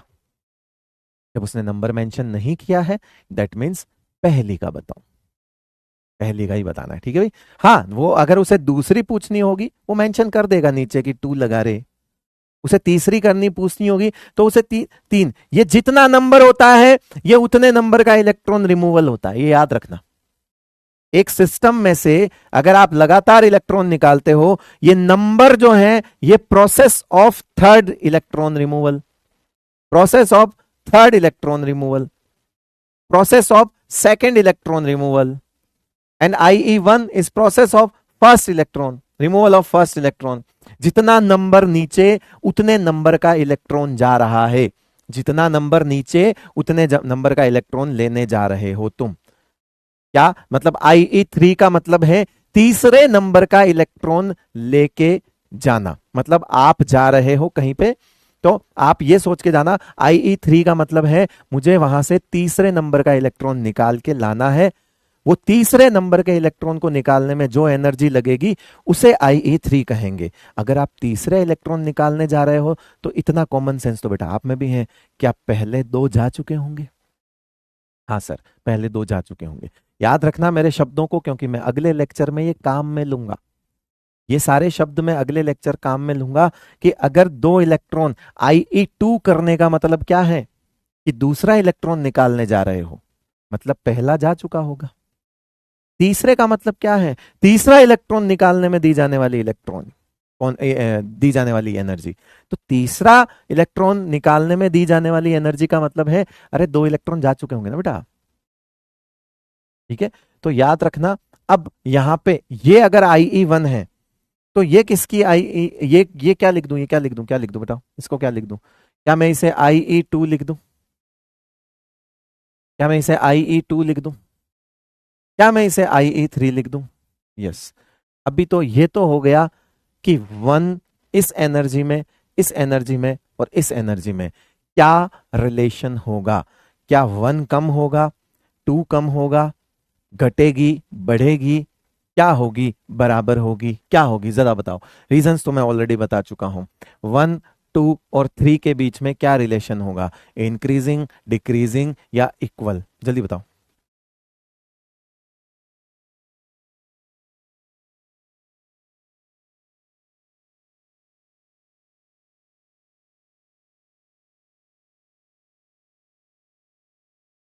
इंक्रीजिंग, जो बच्चे लिख रहे हैं इंक्रीजिंग, उनसे मैं जवाब चाहूंगा क्यों? क्योंकि हम ये तो पहले ही पढ़ चुके हैं कि ये आयोनाइजेशन एनर्जी है क्या, न्यूक्लियस से बंधे हुए इलेक्ट्रॉन को छुड़वाना। अब ये इलेक्ट्रॉन भी न्यूक्लियस से बंधा हुआ था, अब यहां पे जो इलेक्ट्रॉन्स होंगे वो न्यूक्लियस से ज्यादा बंधे हुए होंगे, यहां पे जो इलेक्ट्रॉन है और ज्यादा बंधे हुए होंगे क्योंकि जेड इफेक्टिव बढ़ गया। तो यहां अगर इसने 100 रुपए में इलेक्ट्रॉन दिया है तो क्या तुम्हें लगता है कि ये दूसरा इलेक्ट्रॉन 100 रुपए में दे देगा तुमको? सवाल ही पैदा नहीं होता। एक एलिमेंट के लिए हमेशा सक्सेसिव आयोनाइजेशन एनर्जी इंक्रीज होती है। एक एलिमेंट के लिए सक्सेसिव आयोनाइजेशन एनर्जी हमेशा क्या होती है बेटा? इंक्रीज होती है। तो याद रखना IE1 से ज्यादा हमेशा IE2 और हमेशा IE3, और अगर आप इसे आगे लेकर जाना चाहो तो ये एंड सो ऑन, ये हमेशा इंक्रीज ही होगी, शर्त एलिमेंट सेम होना चाहिए। शर्त एलिमेंट सेम होना चाहिए। मैंने कहा चांटे एक ही आदमी के लगाने हैं। आपने इस एक आदमी के एक के चांटा लगाया, फिर आपने दूसरे आदमी के चांटा लगाया, ये दोनों अलग चीजें हैं। एलिमेंट सेम होना चाहिए। उसी एक सिस्टम में से बार बार बार बार इलेक्ट्रॉन निकालो। ये मैंने नहीं बदला, ये दादाजी हैं, ये दादाजी हैं, ये उनका बेटा है, ऐसे समझ लो पीढ़ी ये उनका, और ये है। समझ रहे हो मेरी बात को? पीढ़ी वही है, मतलब वो एक तरह से कह दो खानदान वही है, एलिमेंट वही होना चाहिए। क्यों? क्योंकि अगर यहां देखोगे तो बचे हुए इलेक्ट्रॉन्स पे एवरेज अट्रैक्शन और इंक्रीज हो गया, that is your Z effective obviously. फिर यहां और निकल गया तो यहां पे और अट्रैक्शन इंक्रीज हो गया। लगातार जब आप एक एक इलेक्ट्रॉन निकाल रहे हो तो पीछे जो बचे हुए इलेक्ट्रॉन्स हैं उन पे न्यूक्लियस पकड़ बनाता जा रहा है। क्यों? क्योंकि नंबर में कम होते जा रहे हैं, तो एवरेज अट्रैक्शन हर इलेक्ट्रॉन पे इंक्रीज होता जा रहा है। हर इलेक्ट्रॉन पे थोड़ा थोड़ा अट्रैक्शन बढ़ रहा है। ऑब्वियसली आप सिस्टम में से रिपल्शन वाली चीजें हटा रहे हो, आप सिस्टम में जा रहे हो, एक इलेक्ट्रॉन कम कर दे रहे हो। अब जब इलेक्ट्रॉन कम कर दे रहे हो तो इलेक्ट्रॉन इलेक्ट्रॉन की जो लड़ाई है वो थोड़ी कम हो जाएगी। अरे एक आदमी कम हो गया ना लड़ने वाला बेटा, रिपल्शन कम हो गया सिस्टम में, और सिस्टम में जब भी रिपल्शन कम होगा अट्रैक्शन तो बढ़ेगा बाकी बचे हुए पे, फिर और कम हो गया फिर बाकी बचे हुए पे अट्रैक्शन बढ़ेगा, फिर और कम हो गया फिर बाकी। अब आप ऐसे सिस्टम में अगर एनर्जी और दे, अगर आप इलेक्ट्रॉन निकालने के लिए एनर्जी दोगे तो लगातार ज्यादा ही मांगता जाएगा आपसे।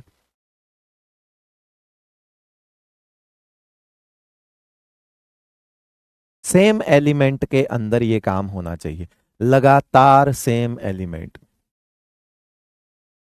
चले आप मोर स्पीड, अरे बेटा स्पीड भी मैं स्पीड भी बढ़ा दूंगा, पहले सीख तो लो। हम्म, ऐ, पहले सीख तो ले। चल अभी इनकी रिश्तेदारी समझाता हूं मैं, मजा आ जाएगा तुमको। तुम बोलोगे अरे यार सर मौज सी होगी, घीसा गल गया, है ना? अभी इनकी तो रिश्तेदारी समझाऊंगा मैं, आ जाओ। अभी तो ये तो देख लिया तुमने, रिश्तेदारी भी समझा दो, आ जाओ।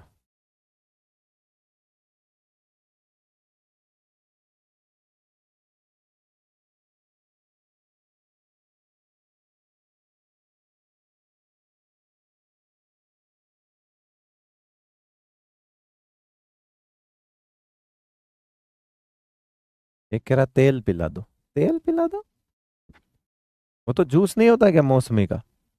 नया आया है क्या कुछ? अच्छा घी सा गल गया, घी सा गल जाने का मतलब होता है बेटा मजा आ गया, मतलब मौज सी होगी, घी सा गल गया, लठ गाड़ दिए। ले भाई अब इनकी रिश्तेदारी बताऊं? रिश्तेदारी समझने के लिए तैयार होगे नहीं, पहले तो ये बताओ, रिश्तेदारी समझ लोगे? पक्का समझ लोगे? लाओ फिर रिश्तेदारी समझाता हूं। वही चीज आगे, वो नोट कर लिया था, बता दिया करो मेरे को। रिश्तेदारी समझते हैं M+, रिश्तेदारी समझते हैं M2+, रिश्तेदारी समझते हैं M3+ की। हमने वो जो IE1 IE2 IE3 लिखा है, इसे किसकी IE1 IE2 IE3 बोल रहे हो आप? मुझे तो ये बता दो बस, मुझे तो ये बता दो, ये किसकी IE1 IE2 IE3 है? IE1 IE2 IE3 किसकी है? ये किसके हैं? ये जो ये आप लिख रहे हो किसकी है? IE1 ऑफ क्या लिखूं मैं इसे? M। तो इसके अंदर से पहला निकला तो इसकी पहली, अब इसके अंदर से यहां दूसरा निकला तो यहां पे दूसरी इसकी, और इसकी क्या लिख दूं? तीसरी। M M M, very good very good very good. तो पहली रिश्तेदारी तो सबको पता है और उससे तो हमने सीख ली। पहली रिश्तेदारी तो हमको सबको पता है, वो हमने लिख दी। क्या मैं यहां पे लिख सकता हूं IE1 ऑफ M? ठीक है, क्या इसका कोई और नाम है? नहीं, इसका एक ही नाम है, इसका एक ही नाम है, इसका तो एक ही नाम है। इस प्रोसेस का जो ये एनर्जी 1 तुमने दी है E1, ये जो एनर्जी तुमने दी है ये एक ही नाम है। लेकिन इस एनर्जी का जो तुमने E2 एनर्जी दी है और यहां तुमने जो E3 एनर्जी दी है, क्या इनके नाम और भी हो सकते हैं क्या? थोड़ा सोच के दिखाना बेटा, थोड़ा सा दिमाग लगाना। रिश्तेदारी है और कुछ नहीं है। इसका नाम तो और कुछ नहीं हो सकता। ये तो M की ही पहली आयोनाइजेशन एनर्जी है। इसका तो जो घर पे नाम है ना, वही सरकारी नाम है। भाई इसका नाम मान लो घर पे अगर इसे सब रमेश कह रहे हैं तो इसका स्कूल में भी नाम रमेश ही है। इसका कभी कोई नाम ऐसा घर पे चिंटू मिंटू सिंटू पिंटू कुछ है ही नहीं, यानी रमेश रमेश, बात खत्म। स्कूल में रमेश, घर पे रमेश, सब जगह रमेश, इसका कोई दूसरा नाम नहीं है। लेकिन इसकी बात करते हैं, इसकी बात करते हैं। तो देखो इसे मैं क्या लिख सकता हूं? क्या IE2 ऑफ M लिख सकता हूं? ये तो सबको पता ही है। चलो ये काम तो मैं कर ही देता हूं, IE3 ऑफ M, ये तो सबको पता है क्योंकि ये तो पीछे सीख लिया हमने। एक और नाम क्या हो सकता है इसका? थोड़ा सा दिमाग लगाओ कि सर आप ये और ये दोनों चीजें सेम है, बट हाँ नाम दूसरा हो सकता है। अगर मैं सिर्फ M प्लस के रिस्पेक्ट में सोचूं, सिर्फ M प्लस के रिस्पेक्ट में, सिर्फ M प्लस, मेरी बात समझना, यहां से सोचोगे तो दूसरा इलेक्ट्रॉन है, यहां से सोचोगे तो दूसरा इलेक्ट्रॉन है। लेकिन सिर्फ इस सिस्टम से सोचोगे, सोचो तुम्हें ये ऐसे का ऐसा ही मिला जिसमें से एक निकला हुआ है। अब तुम ऐसे जाके देख रहे हो कि अच्छा मैंने तो एक ही निकाला, तो इसके लिए तो ये पहला हो गया। फिर इसके लिए तो ये पहला हुआ कि नहीं? अरे जल्दी बता, इसके लिए तो पहला हुआ कि नहीं हुआ? तो क्या मैं इसे ये लिख सकता हूं? क्या मैं इसे ये लिख सकता हूं और लगा के कि IE1 ऑफ, क्या लिखूं बताओ जल्दी? एक ही बात है ये कि जो उसकी दूसरी है वो इसकी पहली है।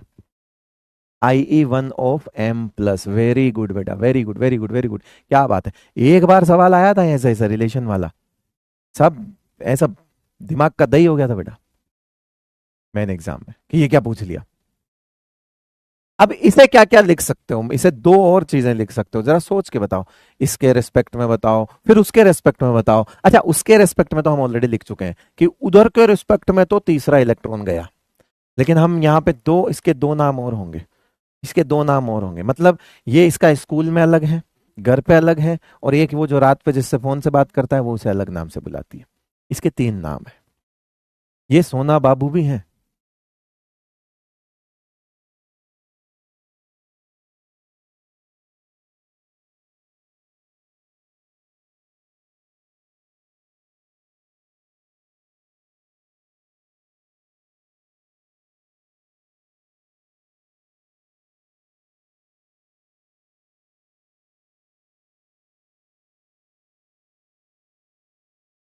चलो तो इसका क्या लिखेंगे? इसका इसका क्या मैं इसे IE, पहले तो 1 लिखता हूं। IE1 किसकी है? ये जल्दी बताओ।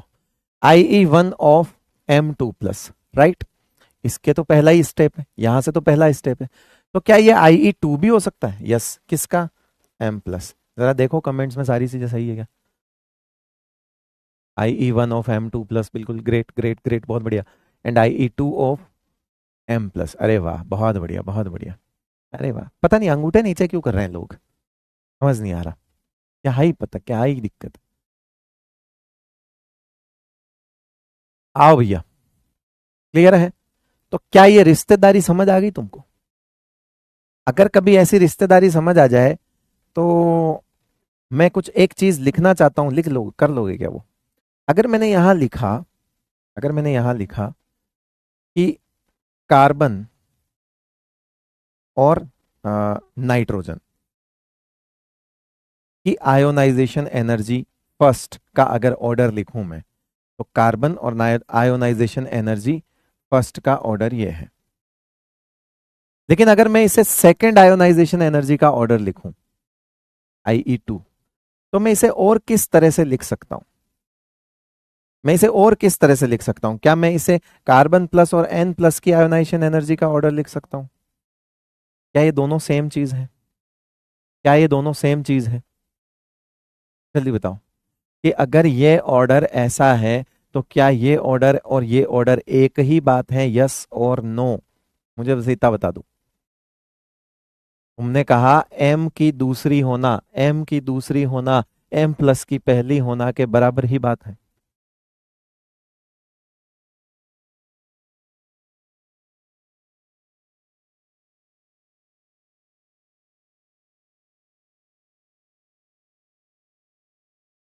तो अगर वो पूछे कि इनके बीच की आयोनाइजेशन एनर्जी का ऑर्डर बताओ, तो वो असल में इसके बराबर ही तो है क्या? मुझे बताओ ना, इनमें से पहला निकालो। एक एक निकाल के तुम एक एक और निकालने की बात कर रहे हो। एक एक निकाल के फिर एक दूसरा निकालने की बात कर, तो एक ही बात है, इनकी फर्स्ट और इनकी सेकंड एक ही चीज है। अभी लिखा तुमने यहाँ कि उसके रिस्पेक्ट में दूसरी और इसके रिस्पेक्ट में पहली, एक ही चीज है। देखो एलिमेंट कहाँ डिफरेंट है? अरे इसका इस अरे बावड़े, कार्बन को कार्बन से कंपेयर कर और नाइट्रोजन को नाइट्रोजन से कंपेयर कर। एलिमेंट डिफरेंट नहीं, मारूंगा अभी पकड़ के। ऐसे करके कार्बन को कार्बन से कंपेयर कर, यहां कार्बन समझ, यहां कार्बन प्लस समझ, ऐसे। यहां नाइट एक बार, फिर अगली बार में यहां नाइट्रोजन समझ, यहां नाइट्रोजन प्लस समझ, ऐसे। यहां कार्बन यहां नाइट्रोजन मत समझ। आओ मैं मारूंगा पकड़ के वहीं पे। अरे ओ, एक बार में एक, अरे भाई कार्बन कार्बन प्लस देखना भाई। इस कंपैरिजन को मैं ऐसे भी तो लिख सकता हूं, ये एक ही बात है। इनके कंपैरिजन को और इसके कंपैरिजन को ऐसे लिख सकता हूं ना मैं, कार्बन और कार्बन प्लस और नाइट्रोजन, यहां कार्बन रख फिर कार्बन प्लस कर दे, फिर नाइट्रोजन है फिर नाइट्रोजन प्लस लिख दे। ऐसे समझना, ऐसे समझना। ऐसे कार्बन और नाइट्रोजन नहीं रखना है। एक बार में एक एलिमेंट के लिए देखना है। कोई बात नहीं, ये अभी मत नोट करना, क्योंकि ये अभी इसलिए नहीं समझ आएगा क्योंकि हमें तो अभी कार्बन और नाइट्रोजन के बीच का रिलेशन ही नहीं पता ना।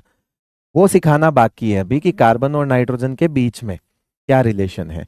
तो आई जस्ट रियलाइज कि मैंने ये चीज तो अभी बताई नहीं है।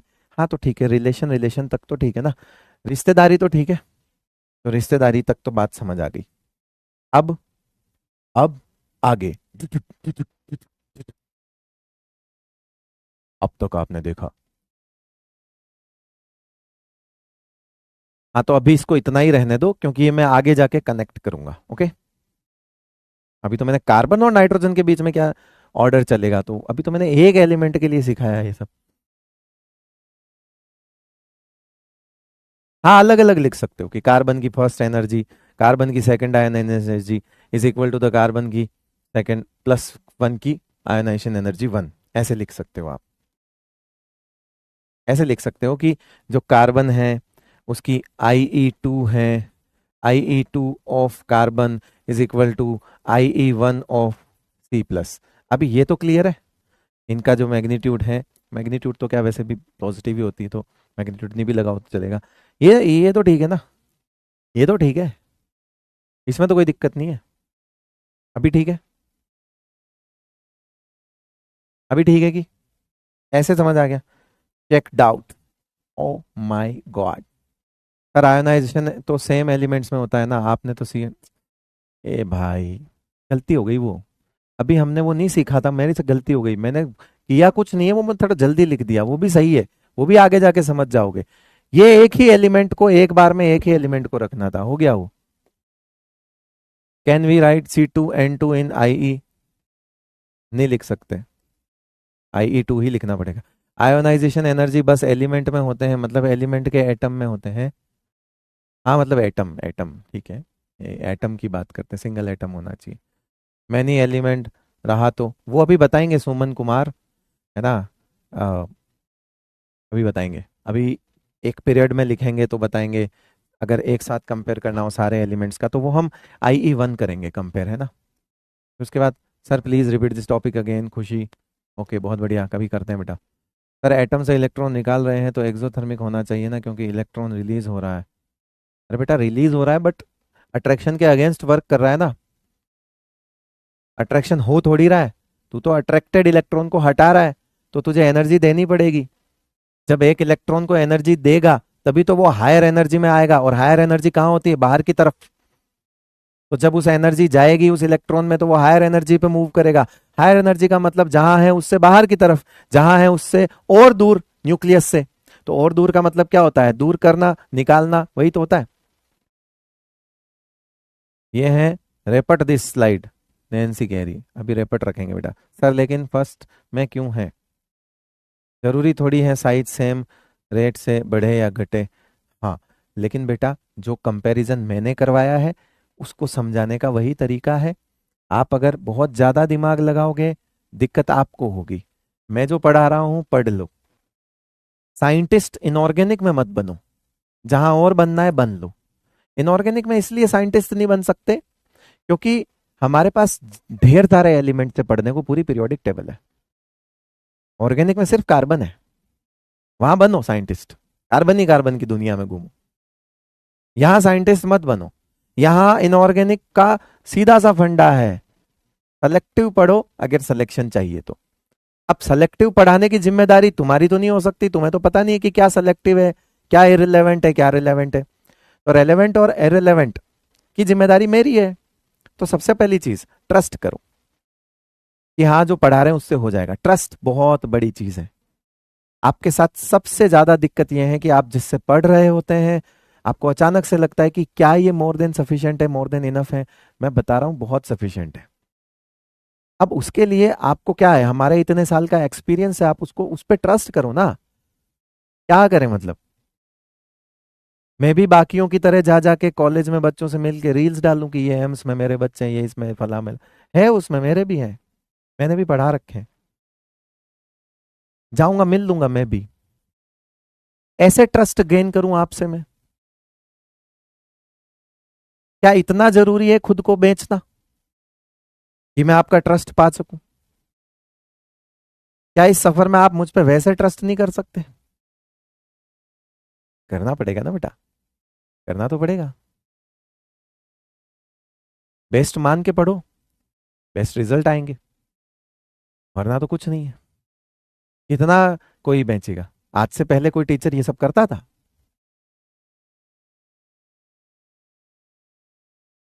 नहीं ना, ट्रेंड है। अब ये ट्रस्ट गेन करने का ये तरीका मुझे थोड़ा ठीक नहीं लगता। तो ट्रस्ट करो, पढ़ा रहा है कंटेंट पे ट्रस्ट करो, बाकी कुछ नहीं है। ये सब सब मोह माया है। बाकी सब जो दिख रहा है वो सब मोह माया है। मेरे 4 लाइन पढ़ाने से आपका भला हो गया और आप सेलेक्ट हो गए, वही हकीकत है। बाकी सब मोह माया है।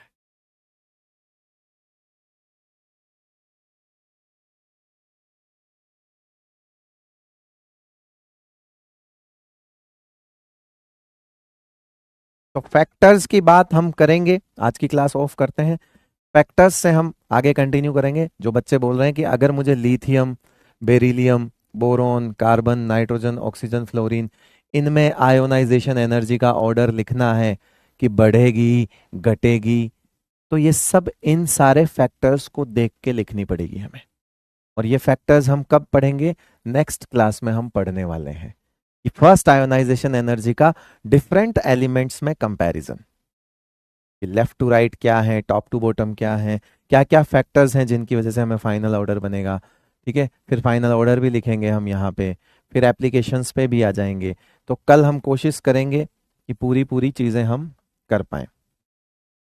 क्या तुम, ऐसे ही मन कर रहा है मेरा कि ये एक स्लाइड करके देखते हैं कितना याद है पुराना एनसीईआरटी का। एक एनसीईआरटी की कुछ लाइंस लाया हूं मैं, बहुत सारी इसलिए नहीं लाया क्योंकि मुझे जस्ट पता चला कि यार बहुत सी तो मैंने ऑलरेडी बता दी आपको, तो मैंने वो वाली स्लाइड्स हटा दी थी। तो फिर मैंने ये रखी कि जरा सोचो क्या आएगा यहाँ पे फिल इन द ब्लैंक्स में।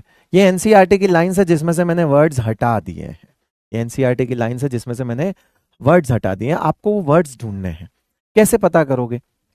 ये बहुत, मतलब पता है, सबसे अच्छा तरीका है फोकस बढ़ाने का, कंसंट्रेशन बढ़ाने का। हम फिल इन द ब्लैंक्स वाले क्वेश्चंस को अटेम्प्ट करते थे, याद है? कि क्या आएगा क्या आएगा। कई बार तो प्रीपोजिशंस वाले में हम सेट कर करके देखेंगे, कुड आएगा, शुड आएगा, वुड आएगा, कैन आएगा, मे आएगा, क्या आएगा, ऐसे वाले करते थे ना हम। तो बहुत ज्यादा दिमाग लगा लगा के करते थे, 4 बार पढ़ते थे उस लाइन को, इस सबसे बेस्ट सुटेबल वर्ड कौन सा होगा, ढूंढो ढूंढो। इस तरह से हम मास्टरी कर सकते हैं एनसीईआरटी की लाइंस पे। इससे बढ़िया तरीका नहीं हो सकता एनसीईआरटी की लाइंस पे मास्टरी करने का। आ जाओ। An electron in an atom is characterised by a set of 4। क्या थे वो 4 जिसकी हम बात कर रहे थे, principal quantum number, azimuthal quantum number, spin quantum number, magnetic quantum number. तो यहां क्या लिख दूं, क्वांटम नंबर। क्या लिखेंगे यहां पे, क्वांटम नंबर,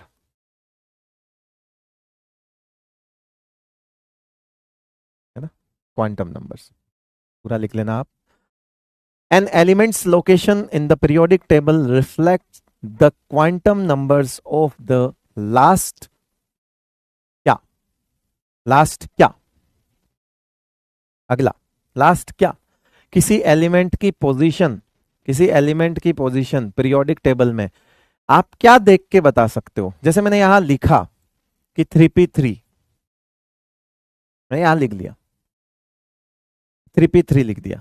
अब इससे आप दो खूब चीजें पता लग सकती, ये तीसरा पीरियड का है, ये पी ब्लॉक का है, और पी ब्लॉक में ये कौन सा ग्रुप है, 15वां ग्रुप है। तो आपने ग्रुप निकाल दिया, आपने ब्लॉक निकाल दिया, आपने पीरियड निकाल दिया, ये 3 ही होते हैं एड्रेस पीरियोडिक टेबल में। तो क्या हम यहाँ सबशेल लिख सकते हैं, क्या हम यहाँ ऑर्बिटल भी लिख सकते हैं, है ना, यहाँ ऑर्बिटल भी लिख सकते हैं, यहाँ हम सबशेल भी लिख सकते हैं। दोनों चीजें सही हैं, कोई दिक्कत वाली बात नहीं है, दोनों चीजें सही हैं, सबशेल भी ठीक है, ऑर्बिटल भी ठीक है, कोई दिक्कत वाली बात नहीं है ना। Successive period in the periodic table is associated with the filling of the next higher principal energy level. True और फॉल्स क्या है, ये ट्री है या एफ है, ये बताना है आपको। क्या ये बात सच है, गलत है, कि कोई भी पीरियड जो लगातार हम पीरियड नंबर जब इंक्रीज होता है तो क्या वो next higher principal energy level बढ़ता है, एन की वैल्यू बढ़ती है। यस, ये ट्रू है, ट्रू है। Number of elements in each period is, मैंने कहा था ना वो एनसीईआरटी की लाइन है, आ गई वो देख। Number of elements in each period is twice the number of, क्या आएगा यहाँ पे, ट्वाइस द नंबर ऑफ, अब क्या आएगा बताएं यहाँ पे,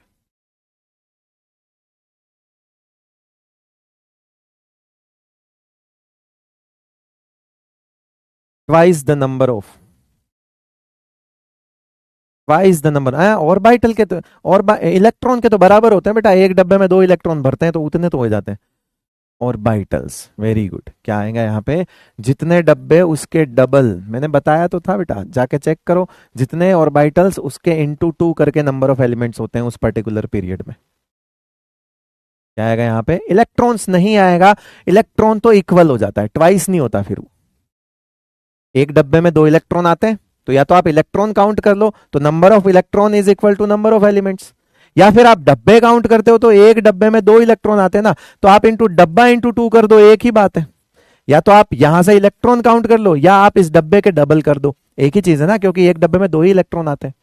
तो ऑर्बिटल्स आएंगे, इलेक्ट्रॉन नहीं आएगा यहाँ पे। इलेक्ट्रॉन का ट्वाइस नहीं होता, इलेक्ट्रॉन तो इक्वल होता है, number of electron equal to number of elements, number of orbital into 2, twice करो आप उसके। The elements of group 1 alkali metals and group 2 का आउटर मोस्ट कॉन्फ़िगरेशन कौन बताएगा रिस्पेक्टिवली, बताओ। आउटर मोस्ट कॉन्फ़िगरेशन, क्या NS1 होगा इसका एंड NS2 होगा किसका, दूसरे वाले का, NS1 एंड NS2, सही है, बहुत बढ़िया। आ जाओ फिर, चलो। तो ये एक तरीका दिखाया मैंने आपको, अपन आगे भी इस तरह से एनसीईआरटी पे मास्टरी करेंगे, ठीक है बेटा, पक्का। और बाकी तो ये चीज़ें तो अभी तो क्वेश्चन हमने किया नहीं है, पूरा पढ़ेंगे अभी। आयोनाइजेशन एनर्जी आज थोड़ा, वैसे आज क्योंकि मंडे को क्या मुझे डर लगता है कि पिछला वाला भूल गए होंगे, इसलिए मैं थोड़ा सा रिवीजन, मंडे वाली क्लास में रिवीजन पे थोड़ा फोकस करता हूँ, इसलिए मैंने आज रिकैप पे पूरा ध्यान दे दिया था और उसके बाद दो कॉन्सेप्ट अच्छे बताए थे, दो अच्छे साइज के ऑर्डर भी हमने किए थे, इसलिए आधा लेक्चर उसमें चला गया था, इसलिए हम आयोनाइजेशन एनर्जी कंप्लीट नहीं कर पाए। बट डोंट वरी, हम कल वाले लेक्चर में कंप्लीट कर लेंगे, कोई दिक्कत नहीं है।